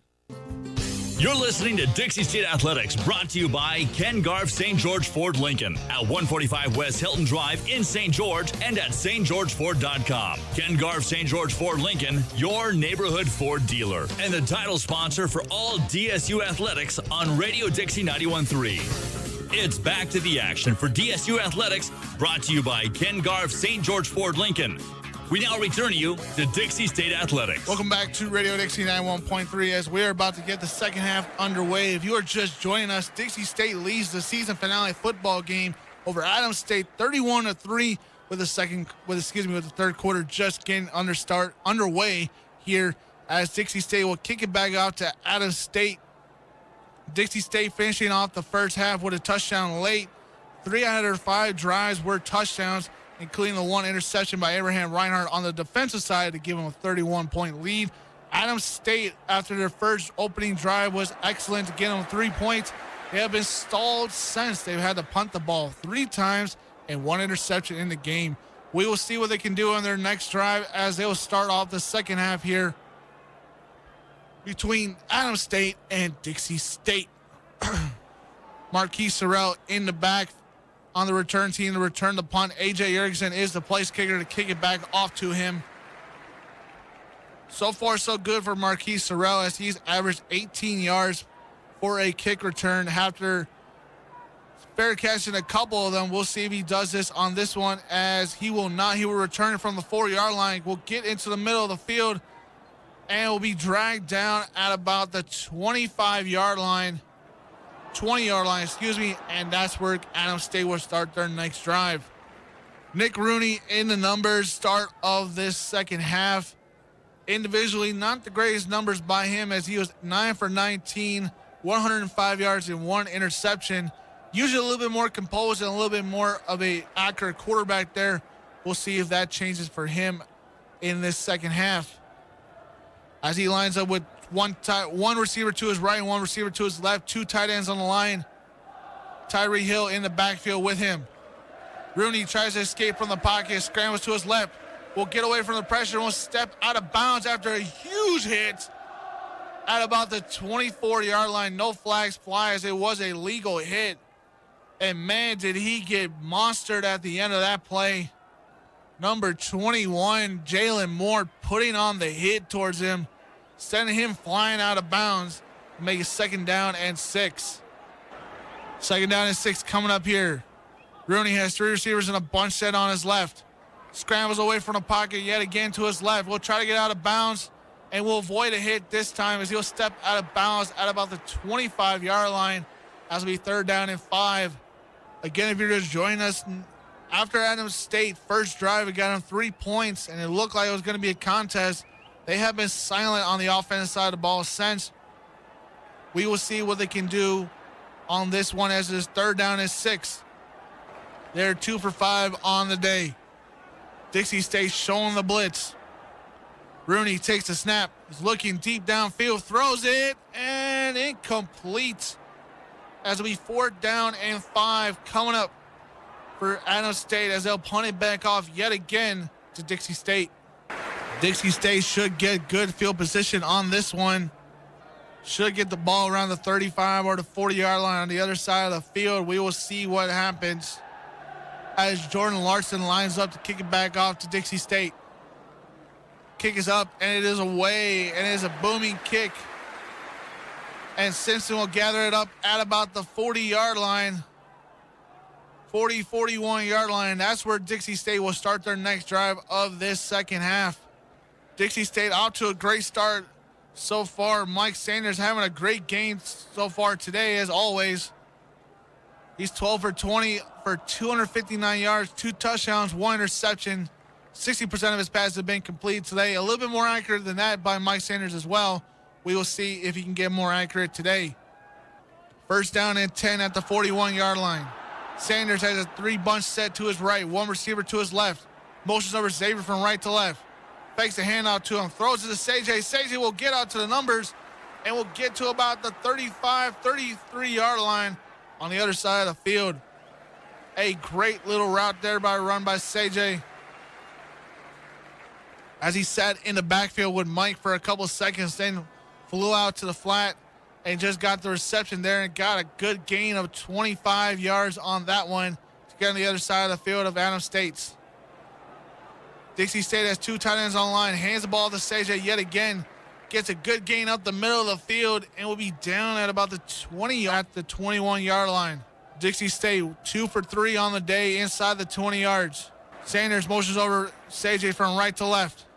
He's looking deep down the field, throws it to the end zone, and just overthrown DeJuan Dantzler, who had himself a career day last week. 11 catches, 241 yards, and 3 touchdowns in the win over Colorado School Mines. Career high in receptions and numbers and touchdowns by DeJuan Dantzler. Looking to get more as he capitalizes on his career so far.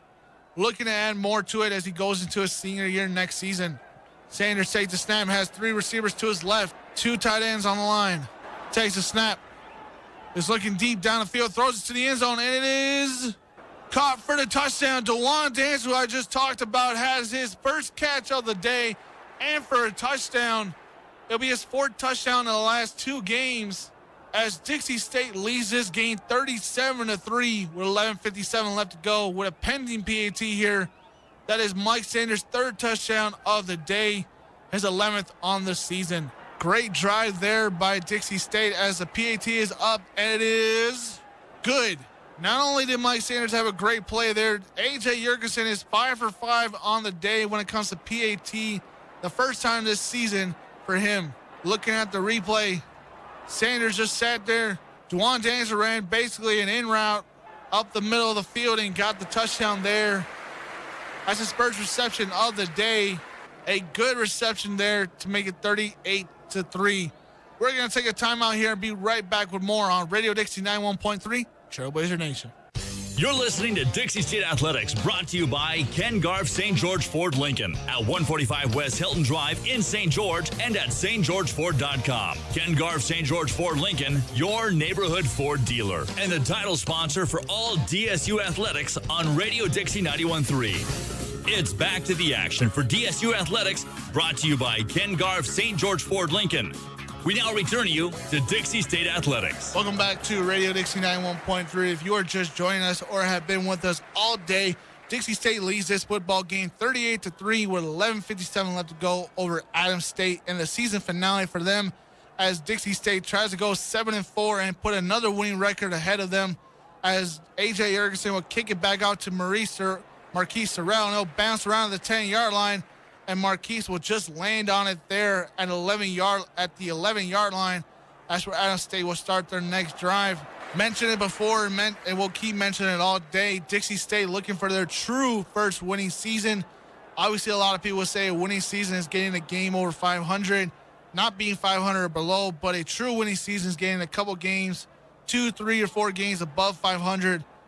And today, Dixie State has a chance to do that, to go 7-4 on the year and finish 7-3 in RMAC play to put them 4th in the RMAC standings. Nick Rooney with Tyree Hill in the backfield hands the ball out to him on a little counter run, and will get nothing there. Back to the line of scrimmage. It'll be 2nd down and 10. The whole Dixie State defense crashed the middle of the field and got there as fast as they could to stop Tyree, who's had 85 yards of rushing yards so far on the day. He's looking to get himself a career number as well. We'll see what happens. 2nd down and 10 coming up. Rooney has 2 receivers to his right and 1 to his left. Scrams outside the pocket to avoid a sack and will not. Will get taken down by Sebastian DiMartini, as that is his 8th sack of the season. Putting up good numbers as the senior defensive tackle goes out on a good season so far. Tries to post more numbers as he ends his career with Dixie State.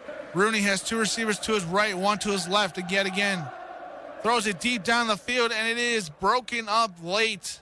Alex Lilliard on the breakup there. It'll bring up 4th down and 10. And yet again, Adams State's going to have to punt it back off to Dixie State. Adams State's 5th punt of the day. Their 3rd straight punt in the last, they had punted off the last 4 straight times on their own side of the field and not being able to get anything going after that. As Dixie State brings the pressure, will not get there. Xavier Smith will just fair catch it at the 44-yard line, and that's where Dixie State will start their next drive. 1st down and 10 from the 47-yard line. Dixie State leads this game 38-3 as they lead this game by 5 touchdowns and look to put more on the board. A lot of people would say just to run the ball from here on out and let the clock run out. It would be a smart idea. We'll see if they do that. Sanders has two receivers to his right and one to his left. He'll go out swinging, throwing it. And number 83, Blake Kilgore on the reception there from the tight end position. Just got in the middle of the field there, caught it. Turn around, got a couple yards up the middle of the field as he got to the 40-yard line. They'll hand it off to CJ on this first down and 10. And he'll try to get back to the line of scrimmage, and it looks like he does as it was broken up late in the backfield. 10-20 left to go in this third quarter here. Second down and 10 from the 40-yard line.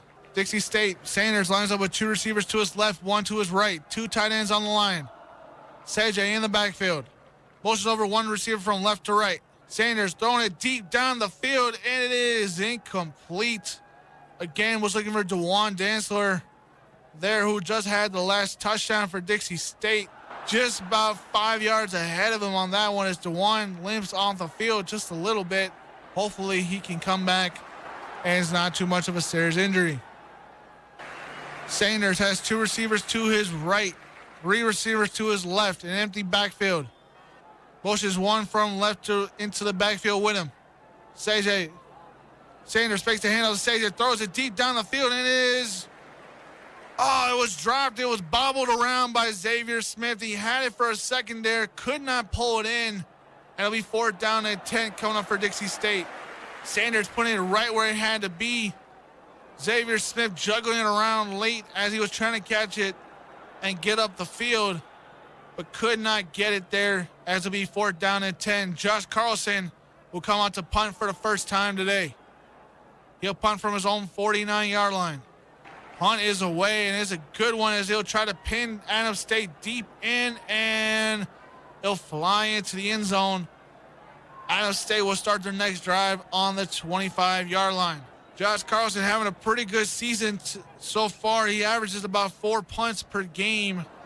He only had 2 punts in last week's win, which is a good thing when you want to keep your punter off the field. It's never bad to have a good punter like Josh Carlson, but to keep him off the field for a good amount of time is a good thing. Checking back into the game will be Abraham Reinhardt and Mike Jones, who were both out with injuries earlier in the first half, came back into this second half. First down and 10 by Nick Rooney. He'll get the snap on a little curl route by Marquise Sorrell, and he'll catch it right there. He out of bounds at about the 27-yard line, 26-yard line. As it'll be second down and 4. Rooney had two tight ends on the line, one to his left and right. Throws it yet again to Sorrell. He'll get to the 31-yard line there. First down and 10 from the 31-yard line. Rooney again, two tight ends on the line, one receiver to his right and left. Hands the ball to Tyree Harris, and he will get nowhere as he was met in the backfield again. Number 52, Tyler Heaton on the tackle there. Not allowing anybody to get in the middle of the field there.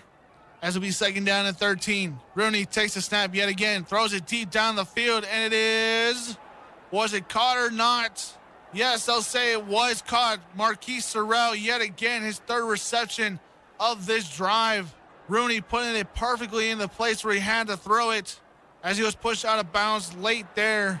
19, JT Anderson on the coverage there as it'll be first down and 10 coming up. First down and 10, 8 minutes left to go on the clock here. Rooney will take the snap, will dump it off to his running back. Harris will try to get up the middle of the field, and he does for a gain about 5 yards. As Rooney will check out as the quarterback. Number 16, Michael Morris will check in as the quarterback as there is an injured player on the field and was taken off by Dixie State trainers. Not sure why Michael Morris,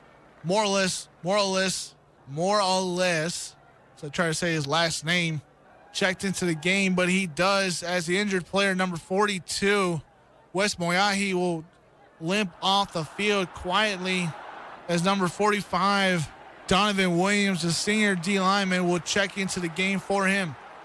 Injured list did pile up for Dixie State this season. Not the way they wanted to have it, but nonetheless, that is that.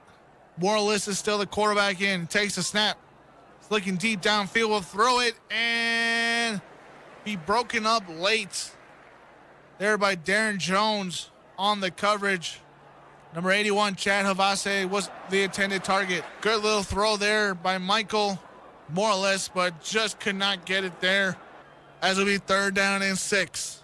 7:59 left to go in this third quarter. Morales has 3 receivers to his right. Hands the ball out to Tyler and will try to get up the middle of the field. And looks like he got about 4. Not enough for the first down, as 4th down and 2 is coming up. It looks like they will go for it here, as they will not send the punt team out. 4th down and 2. And flags fly in late. Let's see what this is all about. Is it an encroachment or a false start by the line? And it is a false start by the offense, as it'll make it 4th down and 9. It'll back Adams State up back at the 46-yard line. Adams State is 2 for 7 on 3rd downs today. We will see if they can complete another one. Morales has 2 receivers to his right, 1 to his left. Looking there and throws it in. Incomplete. Was trying to look for Marquise Sturrow on that one, as we 1st down and 10 coming up for Dixie State. Not sure why they went for it there, but possibly maybe try to get some points back in this game, as they're trailing this game. Adams State by 35. Will Dixie State pile it on even more and get a touchdown here to make it 42-point lead? Or will they try to step off the gas just a little bit and just run out the clock here? 1st down and 10 for Mike Sanders. CJ in the backfield with him. Sanders motion over Xavier Smith from right to left.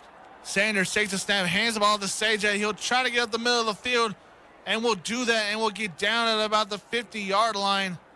7 minutes left to go in this third quarter.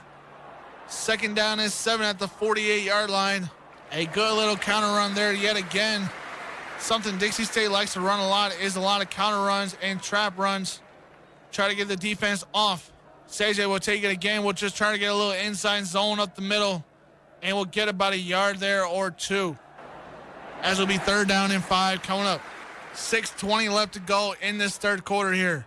Dixie State 4 of 7 on 3rd downs today. Can they complete another one? 6 minutes left to go. Sanders motions Xavier Smith from right to left. 2 receivers to his right and 2 receivers left for Mike Sanders. Fakes the handoff to CJ, throws it deep down the field, and just out of reach for Xavier Smith on that one, as Sanders took a little bit of a late hit as he was trying to get that ball out there. It'll be 4th down and 7 coming up. 5:51 left to go. Josh Carlson will come out to punt it for a 2nd time today. Carlson lines it up yet again. Gets the snap. Punt is away, and is a booming kick, as it will be fair catch at about the 13-yard line by number 8, Brendan Mayer, as there is a flag down on the other side of the field, as there is a personal foul against Adams State, and would put their offense back on the field, or where Dixie State take over. No, it looks like Adams State will take the ball. It looked like it was a legal block in the back, but I'm not sure why that's a personal foul. But nonetheless, Dixie State still leads this game 38-3 with 5:44 left to go here.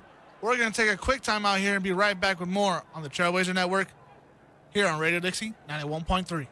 You're listening to Dixie State Athletics, brought to you by Ken Garff St. George Ford Lincoln at 145 West Hilton Drive in St. George and at stgeorgeford.com. Ken Garff St. George Ford Lincoln, your neighborhood Ford dealer, and the title sponsor for all DSU athletics on Radio Dixie 91.3.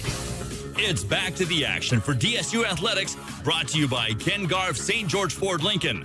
We now return you to Dixie State Athletics. Welcome back to Radio Dixie 91.3. Again, if you're just joining us, or if you've been with us all day today, thank you for tuning in for the season finale of Dixie State's football this season.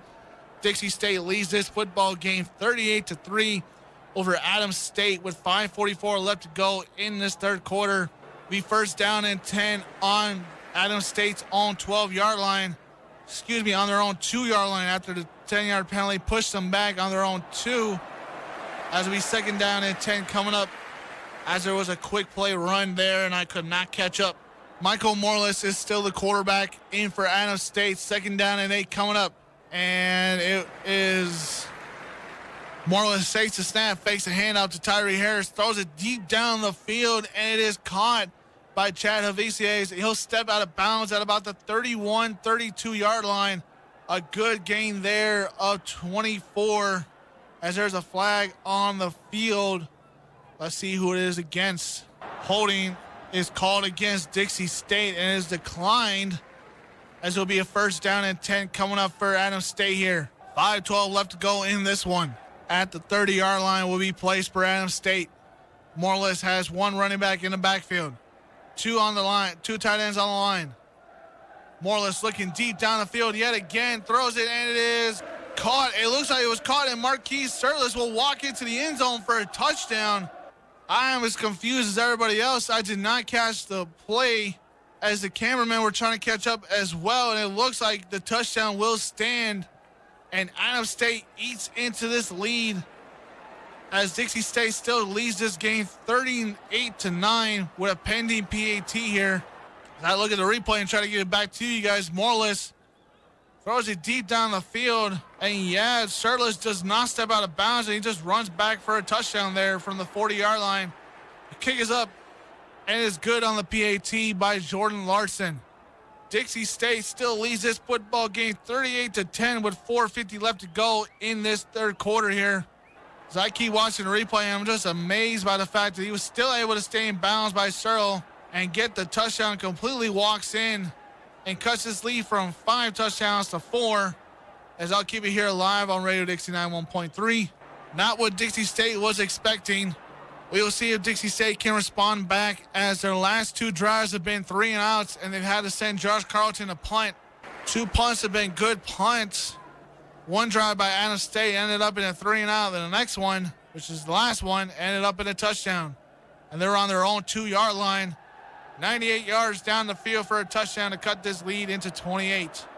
Larson sends it back deep, and it is returned by Trayvon Watson, who dropped it for a minute and will get to about the 30-yard line, still going to the 40. He is going to be dragged down past the 50. He'll be down at about the 47-yard line. For a moment there, he dropped the ball, got it back up at about the 20-yard line, and got to the other side of the 50.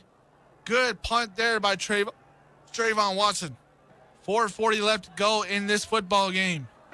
Dixie State still leads it by 4 touchdowns, as there looks to be a penalty, and it was against Dixie State, and it'll back them up incredibly far back at the 18-yard line, which negates that 53-yard, kick return by Trayvon Watson, and that's where Dixie State will start their next drive. First down and 10 at their own 18-yard line with 4:40 left to go in this third quarter here.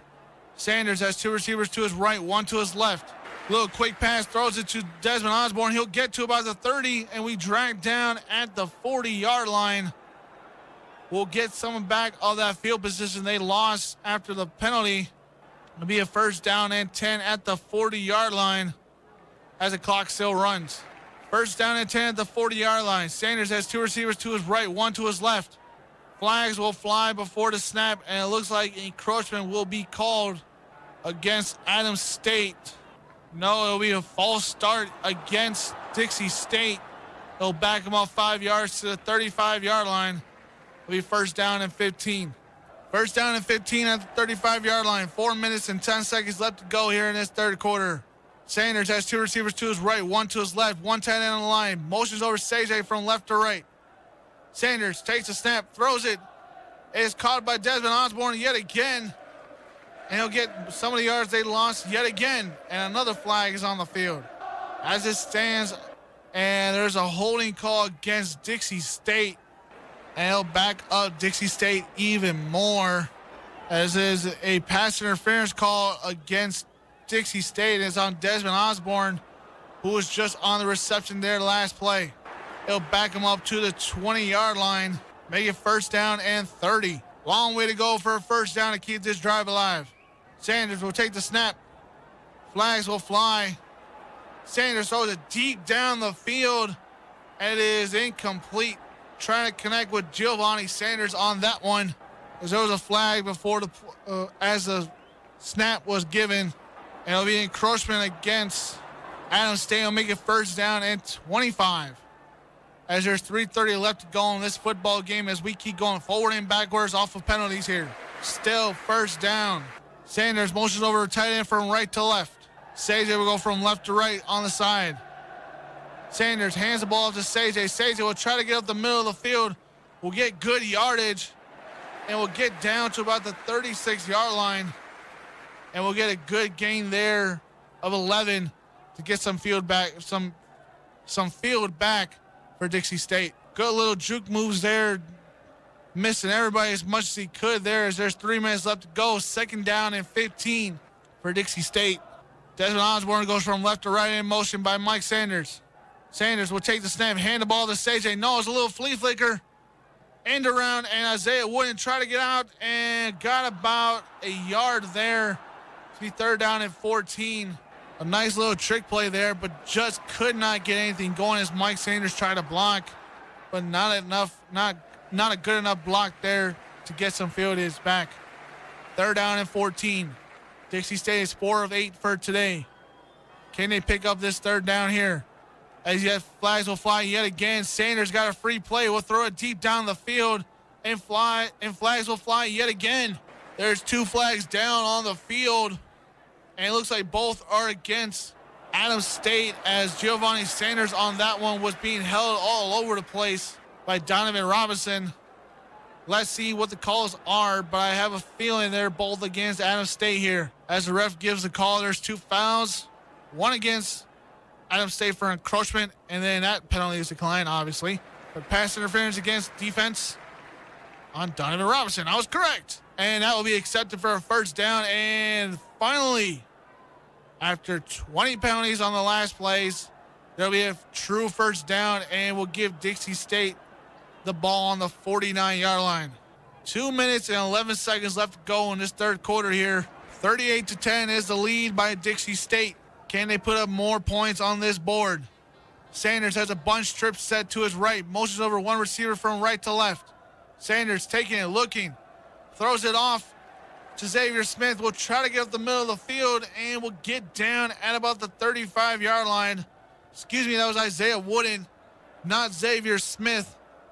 But still a good game there by Dixie State to get the 1st down and more. Isaiah Wooden just on a quick cross route up the middle of the field was able to get up the field and get a good gain there as it'll be 1st down and 10. Sanders has 2 receivers to his right, 3 to his left, and nothing there as it was a design run by Mike Sanders. Not a good idea there, but then again, I'm not the offensive coordinator, but nothing gained there. Possibly lost a yard there as the ball will be placed at the 36-yard line. 2nd down and 11 coming up. 1:11 left to go in this 3rd quarter here. Sanders has 2 receivers to his right, 1 to his left. Fakes a handoff to CJ. Looking deep down the field, throws it there. It is out of reach of Isaiah Wooden. It'll be 3rd down and 11 coming up as Isaiah Wooden checks himself out real quick for a breather there. Connor Miller and Brad Durant will check in as 2 receivers. Desmond Osborne and Giovanni Sanders are still in the game. Sanders has a 3 trips bunch set to his left. CJ is still in the game as running back. Blitz comes by Adams State. It's picked up by Dixie. Throws it. Sanders, was it caught? They're discussing, and it was. So far, they're saying it was a catch. So I'm looking at the replay. It was close, and he does have a foot in bounds, and they will mark it as a 1st down. Be 1st down and 10 on the 21-yard line. 50 seconds left to go in this 3rd quarter here. Sanders has 3 bunch set to his right, 1 to his left. Throws it off to Desmond Osborne. He'll get away from the blitz and will get down at about the 12-yard line. Devin Osborne's a little shaken up, a little slow to get back up on his feet, but he's still in the game. Sanders looks towards the sideline as they try to shade off the sun as they're trying to look towards the sideline for signal calls. And Dixie State will be forced to take a timeout. Nope, I'm wrong again. It's the end of the 3rd quarter here. Dixie State leads this football game 38-10. So I said 38-21. Wrong score is 38-10. Going into the 4th quarter here. We're going to take a quick timeout here on Radio Dixie 91.3, the Trailblazer Nation. You're listening to Dixie State Athletics, brought to you by Ken Garff St. George Ford Lincoln at 145 West Hilton Drive in St. George and at stgeorgeford.com. Ken Garff St. George Ford Lincoln, your neighborhood Ford dealer, and the title sponsor for all DSU athletics on Radio Dixie 91.3. It's back to the action for DSU Athletics, brought to you by Ken Garff St. George Ford Lincoln.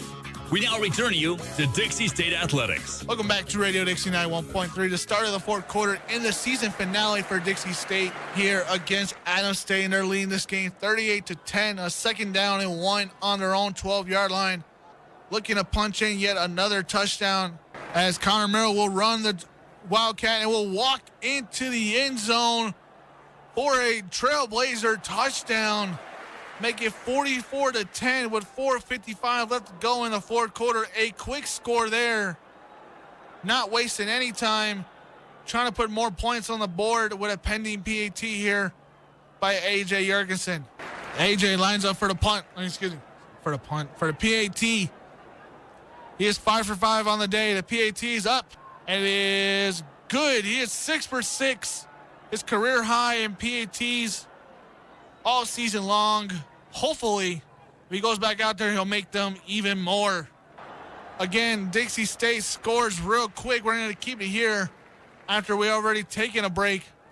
A quick score as they ran the Wildcat with Connor Miller as quarterback and CJ in the backfield. They've run this formation a couple times this season so far, and it's worked out to get them about 4 touchdowns. We will see if they try to keep that formation going into next season. Again, this is the season finale for Dixie State as they'll wrap up the season with looks to be another win on the record, and will send this team to 7-4 into their break as they'll get ready for next season. 14:55 left to go in this fourth quarter here. AJ is ready to kick it back out to Marquise Sorrell of Adams State. AJ has averaged about 85 yards on a kick today. Hasn't landed any in the end zone. Sorrell will return about at the 15-yard line. We'll try to get out to about the 22-yard line. Not a good return there as Dixie State was down there immediately and corralled him up as soon as they saw him. First down and 10 for Adams State at their own 20-yard line is where they'll start their next drive. Little good news, number 52, Tyler Heaton, did check back into the game. He had a little injury earlier in the game. Good to see him be healthy and not hurt. First down and 10 at their own 21-yard line for Adams State. They trail this game 45-10 to Dixie State. Michael Morales is still the quarterback. Throws it out to the sidelines. It'll be incomplete. No flags fly as Adams State was looking for a holding call and will not get it. Second down and 10. Second down and 10. Morales takes a snap, throws it deep down the field, and it is incomplete. Broken up by Darren Jones there. Good coverage there by Darren Jones. Morales trying to put it right there between both and could not get it there. Third down and 10 coming up for Adams State. Morales has 2 receivers to his left, 1 to his right. Morales throws it yet again, and it is incomplete yet again. Mike Jones, part of the Jones brothers on this team, broke up that one as we 4th down and 10, and Adams State we force the punt it yet again. As there's an injured player on the field towards the sidelines, it will not interfere with the punt, but it looks like a serious injury down there. Punt is away, and there's a booming kick. Xavier Smith back there, and will just fair catch it at the 40-yard line. As will be first down and 10 at the 41-yard line for Dixie State. First down and 10. Mike Sanders still leads still leads the team out there. Not sure why they haven't gone to the backups yet, but I'm not the coaches either. Hands the ball to CJ. He'll try to get up the middle of the field and may have lost a couple yards there as Dixie State will look to just run out the clock as flags will fly in late as there is a personal foul against Adams State.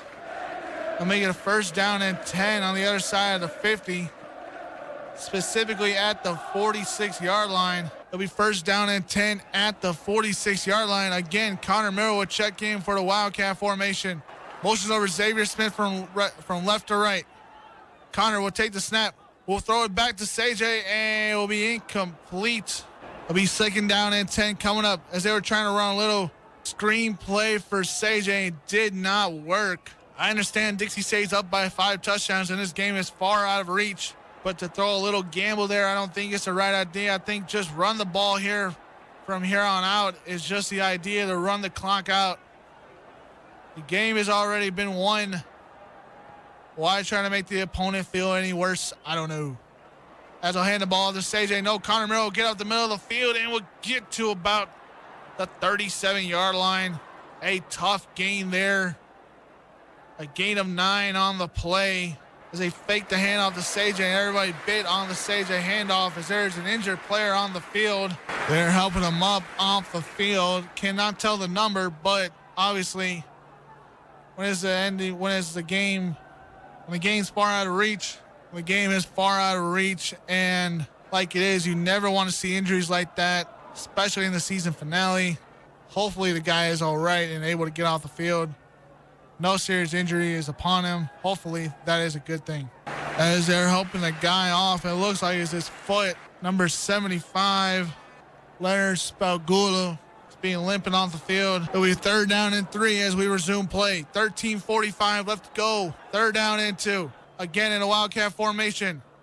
Connor will get the snap. Will try to get the 1st down, and it looks like he was just about a yard short. Possibly could have gotten as there's a scrum towards the end.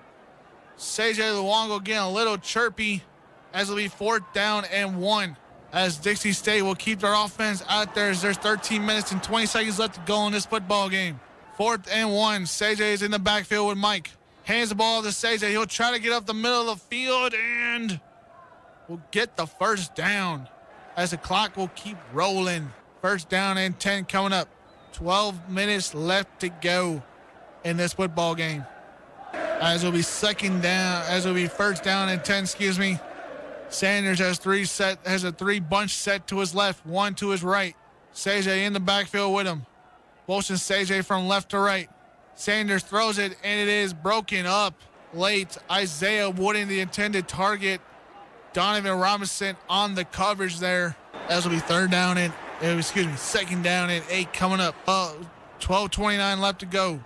Dixie State on the 33-yard line looking to get a 1st down here. Sanders with the snap, throws it late, and it is caught by Devin Osborne. He'll try to get out in the middle of the field and will get down to about the 26-yard line. It will be good enough for a 1st down, and the drive stays alive. 1st down and 10 coming up for Dixie State. 12 minutes left to go, as I've already said that. 11:50 left to go specifically. As there's a timeout taken by Dixie State, as it looked like they marked the ball just a couple yards short of the 1st down. It looks like I thought he had enough for the 1st down. Looks like he did not. Dixie State taking a timeout to make sure they got their play right, and hopefully they can get this 1st down and keep the drive alive. Again, thank you everybody. As I'll say it a couple more times, but thank you everybody for tuning in for a great NFL. Great college football season by Dixie State this season. Again, not the way we wanted the second half to go, but nonetheless a 7-4 record by Dixie State to pose after going 6-5 last season is a good step in the right direction by this program.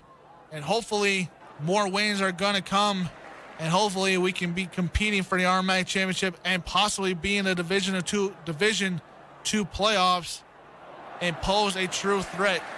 As we get back to this football game, 3rd down and 2. 11:38 left to go on the 27-yard line. Mike Sanders stays out there as the quarterback. CJ in the backfield. Sanders takes a snap. Is looking downfield, throws it, and it is incomplete. It will be 4th down, and Dixie State will have to punt. Will take a field goal as A.J. Jurgensen lines up for it. He is 2 for 3 on the day. Can he put it up? The kick is up, and it is no good. He missed it wide left. That'll be 1st down and 10 for Adams State on their own 31-yard line. Wouldn't say I'm totally surprised by that, but as again I say, I wouldn't be totally surprised by that. It'll be 1st down and 10 for Adams State. They will get the ball at the 31-yard line, try to go up the middle of the field and score a touchdown late. 1st down and 10. Takes a snap, hands the ball to Tyree Hill, gets up the middle of the field, and will get a 1st down and more, as it'll be down at the 43-yard line. 1st down and 10 coming up. Rooney gets him back, Michael Morris gets him up to the line quick. Hands the ball to Tyree Hill. He get up the middle of the field, and he'll be stuffed at the line of scrimmage. Nothing there. And it looks like he'll limp off the field just a little bit there. as Kendrick Eaglebua will check in as the running back yet again. 2nd down and 8 coming up. Morales hands the ball off to Eaglebua. He'll get out to the numbers and will get nothing there, as it'll be 3rd down and 8 coming up for Adams State. 3rd down and 8 at their own 45-yard line. Morales has Eaglebua still in the backfield. Morales takes a snap. He's looking downfield, and it is almost intercepted there. Jalen Moore almost had himself a first interception of the season and slipped right through his hands. Be 4th down and 7. Adams State will be forced to kick it off yet again. 9:58 left to go in this game. Punt is away. Xavier Smith is back there to return it, and he'll just fair catch it at the 25-yard line. 1st down and 10 at the 25-yard line for Dixie State. They still lead this game by huge numbers as they lead this game by 5 touchdowns, 45-10. 1st down and 10.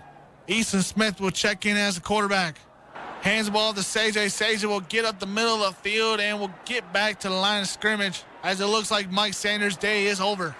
Not over because of an injury, but over because he has done a complete amazing job late in this season. It did not end the way he wanted it to. Obviously, I talked to him before. He wanted to go to the playoffs and try to compete for a championship.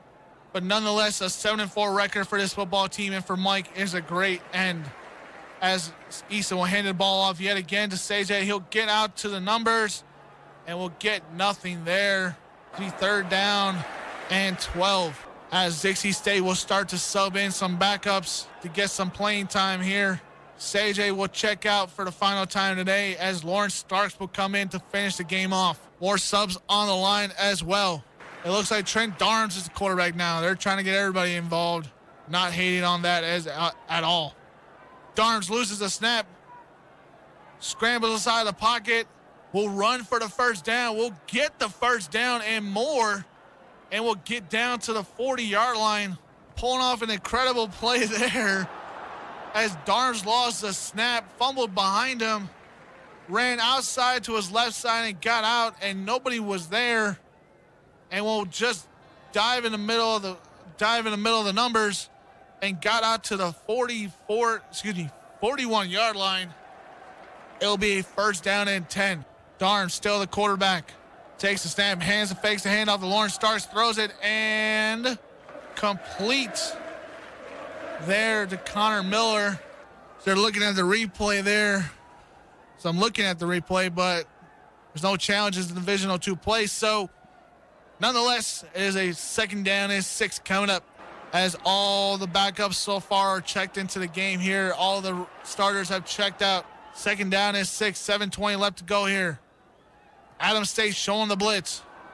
They'll throw it there. They'll run it, and it'll be eaten up, as it'll be 3rd down and 9, and it's a long 9 yards. Carlson's punt is away, and it's a booming one. It'll be received back at the 12-yard line by Searle. Try to get outside the numbers and will not get there at all. Was eaten up by the defense. Abraham Reinhardt brought on the hit there. Nowhere for Searle to run, as it was a good hit by Abraham Reinhardt. A little bit of a helmet-to-helmet hit, but no flags were thrown. So that is that. We're going to take a short timeout here on Radio Dixie 91.3, Trailblazer Nation. You're listening to Dixie State Athletics, brought to you by Ken Garff St. George Ford Lincoln at 145 West Hilton Drive in St. George and at stgeorgeford.com. Ken Garff St. George Ford Lincoln, your neighborhood Ford dealer, and the title sponsor for all DSU athletics on Radio Dixie 91.3. It's back to the action for DSU Athletics, brought to you by Ken Garff St. George Ford Lincoln. We now return you to Dixie State Athletics. Welcome back to Radio Dixie 91.3. As again, if you're just joining us, it is the season finale of Dixie State football here, as they are winning over Adams State in the season finale, 45-10. Moving on their winning record from 6-4 to 7-4 with about 6 minutes left to go. As it'll be 2nd down and 10 for Adams State. They ran a play during the commercial break, could not catch up to it. My apologies about that. 2nd down and 10 coming up here. Morales hands the ball to Harris. He'll try to get up the middle and will get about 4 yards there. This will be 3rd down and 6, as it is a quick 3rd down and 6 here for Adams State. 5:30 left to go in this football game. Morris is still in at quarterback and possibly will be there for the rest of the game. 2 receivers to his left, 2 tight ends on the line. Looking deep downfield, throws it, and is intercepted late by Dixie State, and it will be a walk-in touchdown. Number 34, Augusta Frazier, the freshman linebacker. He had his first sack today. He has his first interception and a first touchdown. Dixie State leads this game even by more of 51-10. Now this is the way you want to end the season for sure. With A.J. Yerkson lining up for the PAT. A.J. is 6 for 6 on the day. Can he make it 7 for 7? And it is good. He can make it 7 for 7 again. He keeps breaking his career high. 7 for 7 on the day. Perfect from PATs. All we need him to do is be perfect from field goals. And maybe, just maybe, there might be a couple more wins in the season. But I'm just saying. I shouldn't have said that, but I just said it. Anyway, I'm going to keep it here still. 52-10. Dixie State leads it in the season finale. Definitely a win. Definitely a good way to end the season. Going 7-4. A true winning season. As I still say that. As many people would say, well, Martin, they went 6-5 last season. That is a winning record. That is a winning record. I will agree with that. But a true winning record to me, we have 2 games or 3 games or 4 games above 500. To get 1 game above 500 is a slim winning percentage. But nonetheless, to go 6-5 and then improve 1 more win on the year to go 7-4, I am a believer. I'm buying in that this team is turning it around and possibly is going to be putting up some good numbers to come up. We will see what happens next season. A.J. Yerkson gets ready to kick it off, and there's a little squib kick there as one of the up men will take it up at about the 37-yard line, it looks like. Recovered by number 84, Jordan Simon, as Dixie State will send out their offense yet again, and Nick Rooney will check in as the quarterback as Michael Morris, his day is over. Looks like it. I guess they were throwing Michael in there to see maybe he can replace Nick, but it looks like they don't trust him anymore to throw the interception, as Nick will throw a little wide receiver screen out to his receiver, Miles Fishback, and will get a gain of 12 on that one. As we first down at 10 with 5:06 left to go. 4:50 left to go in this football game. Harris will get the snap. We'll try to get up the middle of the field, and we'll get to about the 46, 47-yard line. 2nd down and 7 coming up. 4:30 left to go in this football game. Dixie State only 4 minutes away from a 7-4 record and a good winning record for them. Rooney hands the ball to Harris again. He'll try to get up the middle, and we'll get stuffed. We'll get to about the 49. That's about it. As will be 3rd down and 5. 4 minutes left to go. Rooney takes a snap. Pressure comes and is incomplete with his receiver there. Was trying to connect with Chad Avaciez. And it'll be 4th down with about 3:40 left to go. 4th down and 4. Looks like Adams State is ready to punt it off yet again for the 6th time today. Punt is away. Xavier Smith is back there and will just fair catch it at about the 15-yard line. 3:38 left to go. As I will say, it has been a good win by Dixie State. A good way to end the season. Again, if you're just joining us, Dixie State has completely manhandled Adams State all day today as they lead this football game 52-10. Their biggest lead of the day and going to be their biggest win of the season. Again, I do mention it. I will keep mentioning it until the end of the postgame show. Good way for Dixie State to end the season. Going into their last game of the season, going 7-4 with a good blowout win over Adams State. Never, ever stepping off the gas pedal at all today as Easton Smith is in at quarterback yet again. He has 2 receivers to his right, 1 to his left. Hands the ball off to Lawrence Starks. No, Easton will keep it. And we'll get down to about the 40-yard line. And not Easton Smith is in at quarterback. Number 10, first time this season, Tanner Hammond, the sophomore quarterback, the 6'2", out of St. George, Utah, checks in as a quarterback. They're giving everybody a chance today to play quarterback. Maybe he shows something. Maybe he can be the starter next year. Tyler has Lawrence in the backfield. Hands the ball up to him hands the ball to Lawrence this time as Lawrence will jump out to the numbers and will get to about the 50 to about the 49-yard line as number 46, Cajun Smith, Big Gorswitz, will check in as running back. He is listed as a DB and he's a freshman. We'll see what he can do at running back as he is the running back as we speak. Very weird to see a linebacker check in. Very weird to see a DB line up as a running back, but maybe they're checking him out, see maybe he does fit at running back. As Tyler put the ball on the ground, and it looks like it was recovered by Dixie State. It will stay with Dixie State as there's 2 minutes and 15 seconds left to go. Now stands at 2 minutes. Tyler is looking at a 2nd down and 13. Hammond has one tight end on the line, 2 receivers to his left. Hands the ball to Cajun yet again. Cajun will get up the middle of the field and will get a gain about 9 there. A gain of 6 as it'll be about a 3rd down and 7. As this game is completely wrapped up in a bow tie here. 1:20 left to go. 3rd down and 7 coming up. Tyler hands the ball off to Cajun yet again. Cajun will get outside the numbers and will get to as close as he can for a 1st down. Got to about the 47 on the other side of the field. Looks like he'll be just short as there's 30 seconds left to go. Again, Cajun will get the snap. Will get up the middle of the field. Will get the 1st down and more. And that, ladies and gentlemen, will wrap this game up. This will wrap this game up with just about 9 seconds as Dixie State will take a timeout. Not sure why they're doing that, but they are. I guess maybe they want to run one more good play with the backups. Give them a moment where they can gain a 1st down here as it's 4th down and 2. Come back onto the field. A quick timeout there. Hammond will take the snap. Hand the ball to Cajun, and that is going to do it. Game is over. Dixie State ends the season with a 7-4 record, a winning season, a true winning season by my margins. To other fans, it may be a little different, but Dixie State ends the season 7-4. One more win to add to the win column for Dixie State in their history. They end the season on a great note here. It has been a great season. I appreciate everybody listening, everybody back at home in Chicago where I live, where I have family. Hi, Mom, as I say that awkwardly over the radio. But thank you, St. George fans. Thank you, Radio Dixie fans, for listening. A great season for Dixie State.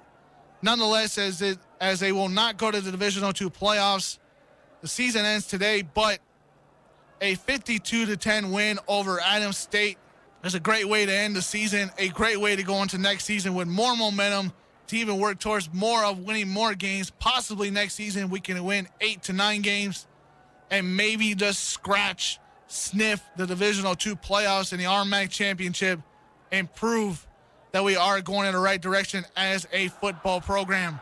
Thank you again for listening. I'll be right back with more on the Trailblazer postgame show here on Radio Dixie, the Trailblazer Network. Hi, I'm Brett Michaels for the American Diabetes Association. Diabetes is a constant battle. I know, I've had it since I was 6 years old. A lot of people don't consider it deadly, but diabetes kills more Americans each year than breast cancer and AIDS combined. Please join me in the movement to stop diabetes. Help us raise awareness and find a cure. Share, act, learn, and give at StopDiabetes.com. You're listening to Dixie State Athletics, brought to you by Ken Garff St. George Ford Lincoln at 145 West Hilton Drive in St. George and at stgeorgeford.com. Ken Garff St. George Ford Lincoln, your neighborhood Ford dealer, and the title sponsor for all DSU athletics on Radio Dixie 91.3. It's back to the action for DSU Athletics, brought to you by Ken Garff St. George Ford Lincoln. We now return you to Dixie State Athletics. Welcome back to Radio Dixie 91.3 on the final Trailblazer postgame show of the season here on Radio Dixie 91.3. I do appreciate everybody listening for this season. Obviously, I am not the main play-by-play guy. That is Carrick Segmiller. If Carrick, you're listening, man, I appreciate the opportunity all season long. It was a great experience. Hopefully, you and I can work together more next season and possibly watch Dixie State win more football games. Want to thank my family, mom, dad, grandpa, grandma, everybody out there listening for me this season, especially the St. George fans. I appreciate you guys listening to me this season. Obviously, not the best way I wanted to end it. I'm not the best play-by-play guy, but I've tried my very best, and I do appreciate the fact that everybody listened and gave me props, gave me feedback to how to get better and better, as I will continue to do that. Some scores from the RMAC. Colorado Mesa wins their game by a staggering number. It was ridiculous, 48-4. Not even close between New Mexico Highlands and them. Colorado Mesa will finish the season 7-4 on a year where they were expected to go to the playoffs. Did not happen for them there on that one. Black Hills State is still in action against Robert Morris. They're still winning their game 28-6 with 3:35 left to go in their fourth quarter. Jumping over to South Dakota Mines and Florida State. They're in overtime right now. South Dakota Mines looks to drive, and it looks like it's over as South Dakota Mines is winning 35-34. Possibly is over. It does not say, but I'll buy it that South Dakota Mines wins their final football game to improve to 5-6 on the year and drops Fort Lewis to 1-9 on their record. Colorado State Pueblo, obviously, they won their game huge. They won their game over Western 41-3. What else? What happened with Colorado School Mines and Chadron State? Let's see it. And Colorado School Mines won that football game 49-20. Colorado School Mines will win the RMAC this year. They will improve to 10-1. They'll take the RMAC automatic bid into the playoffs. We will see what happens with them. Obviously, them and Colorado State Pueblo will move on to the playoffs. They will be the two representatives for the RMAC, as this was the first season for Dixie State in the RMAC. Hopefully next season is another year for us as we continue to become a better football program. As I say that with gradually great numbers. Looking at the numbers between Dixie State and Adams State, as I try to slow down just a little bit so I don't go too fast and, speed through this. Mike Sanders ended the day 21 of 36 for 388 yards and 3 touchdowns on the day. DeJuan Dantzler Devin Osborne was the leading receiver today. DeJuan Dantzler had the most yards, but Devin Osborne had 6 catches for 60 yards and 1 touchdown. DeJuan Dantzler did have 2 receptions for 87 yards and 2 touchdowns in that game. CJ just came up a bit short on that 1,000-yard season, came up a bit short on the career rushing record for Dixie State. Ended the day with 22 rushes, 107 yards for 4.7 yards a carry for 1 touchdown. A good day by him for them, and it was a great day for all this. Looking at some other numbers, Dixie State had 31 first downs. Adams State had 18. Rushing attempts was in favor of Dixie State, 41-40. Rushing yards, we had 196 yards as a team today. That is awesome. In the passing game, we had 22 catches for 391 yards. We averaged 17.8 yards a catch. That is amazing. Total plays, we had 80 plays for 587 yards. We just averaged just about 8 yards a carry. So, again, great numbers by the team today. A great way to finish the season. I'm proud of this team. Hopefully next season is a great season for this team. We'll see what happens. Again, thank you, everybody, for listening this season for a great season by Dixie State. Hopefully you'll listen more as we'll have basketball season going underway this season, and then we'll have baseball and softball going underway in the springtime. So listen more on Radio Dixie 91.3 for more Dixie Athletics here on Radio Dixie, the Trailblazer Network. You've been listening to Dixie State Athletics on Radio Dixie 91.3, brought to you by Ken Garff St. George Ford Lincoln. For more information on Dixie State Athletics, DixieStateAthletics.com. Thanks for listening to Radio Dixie 91.3.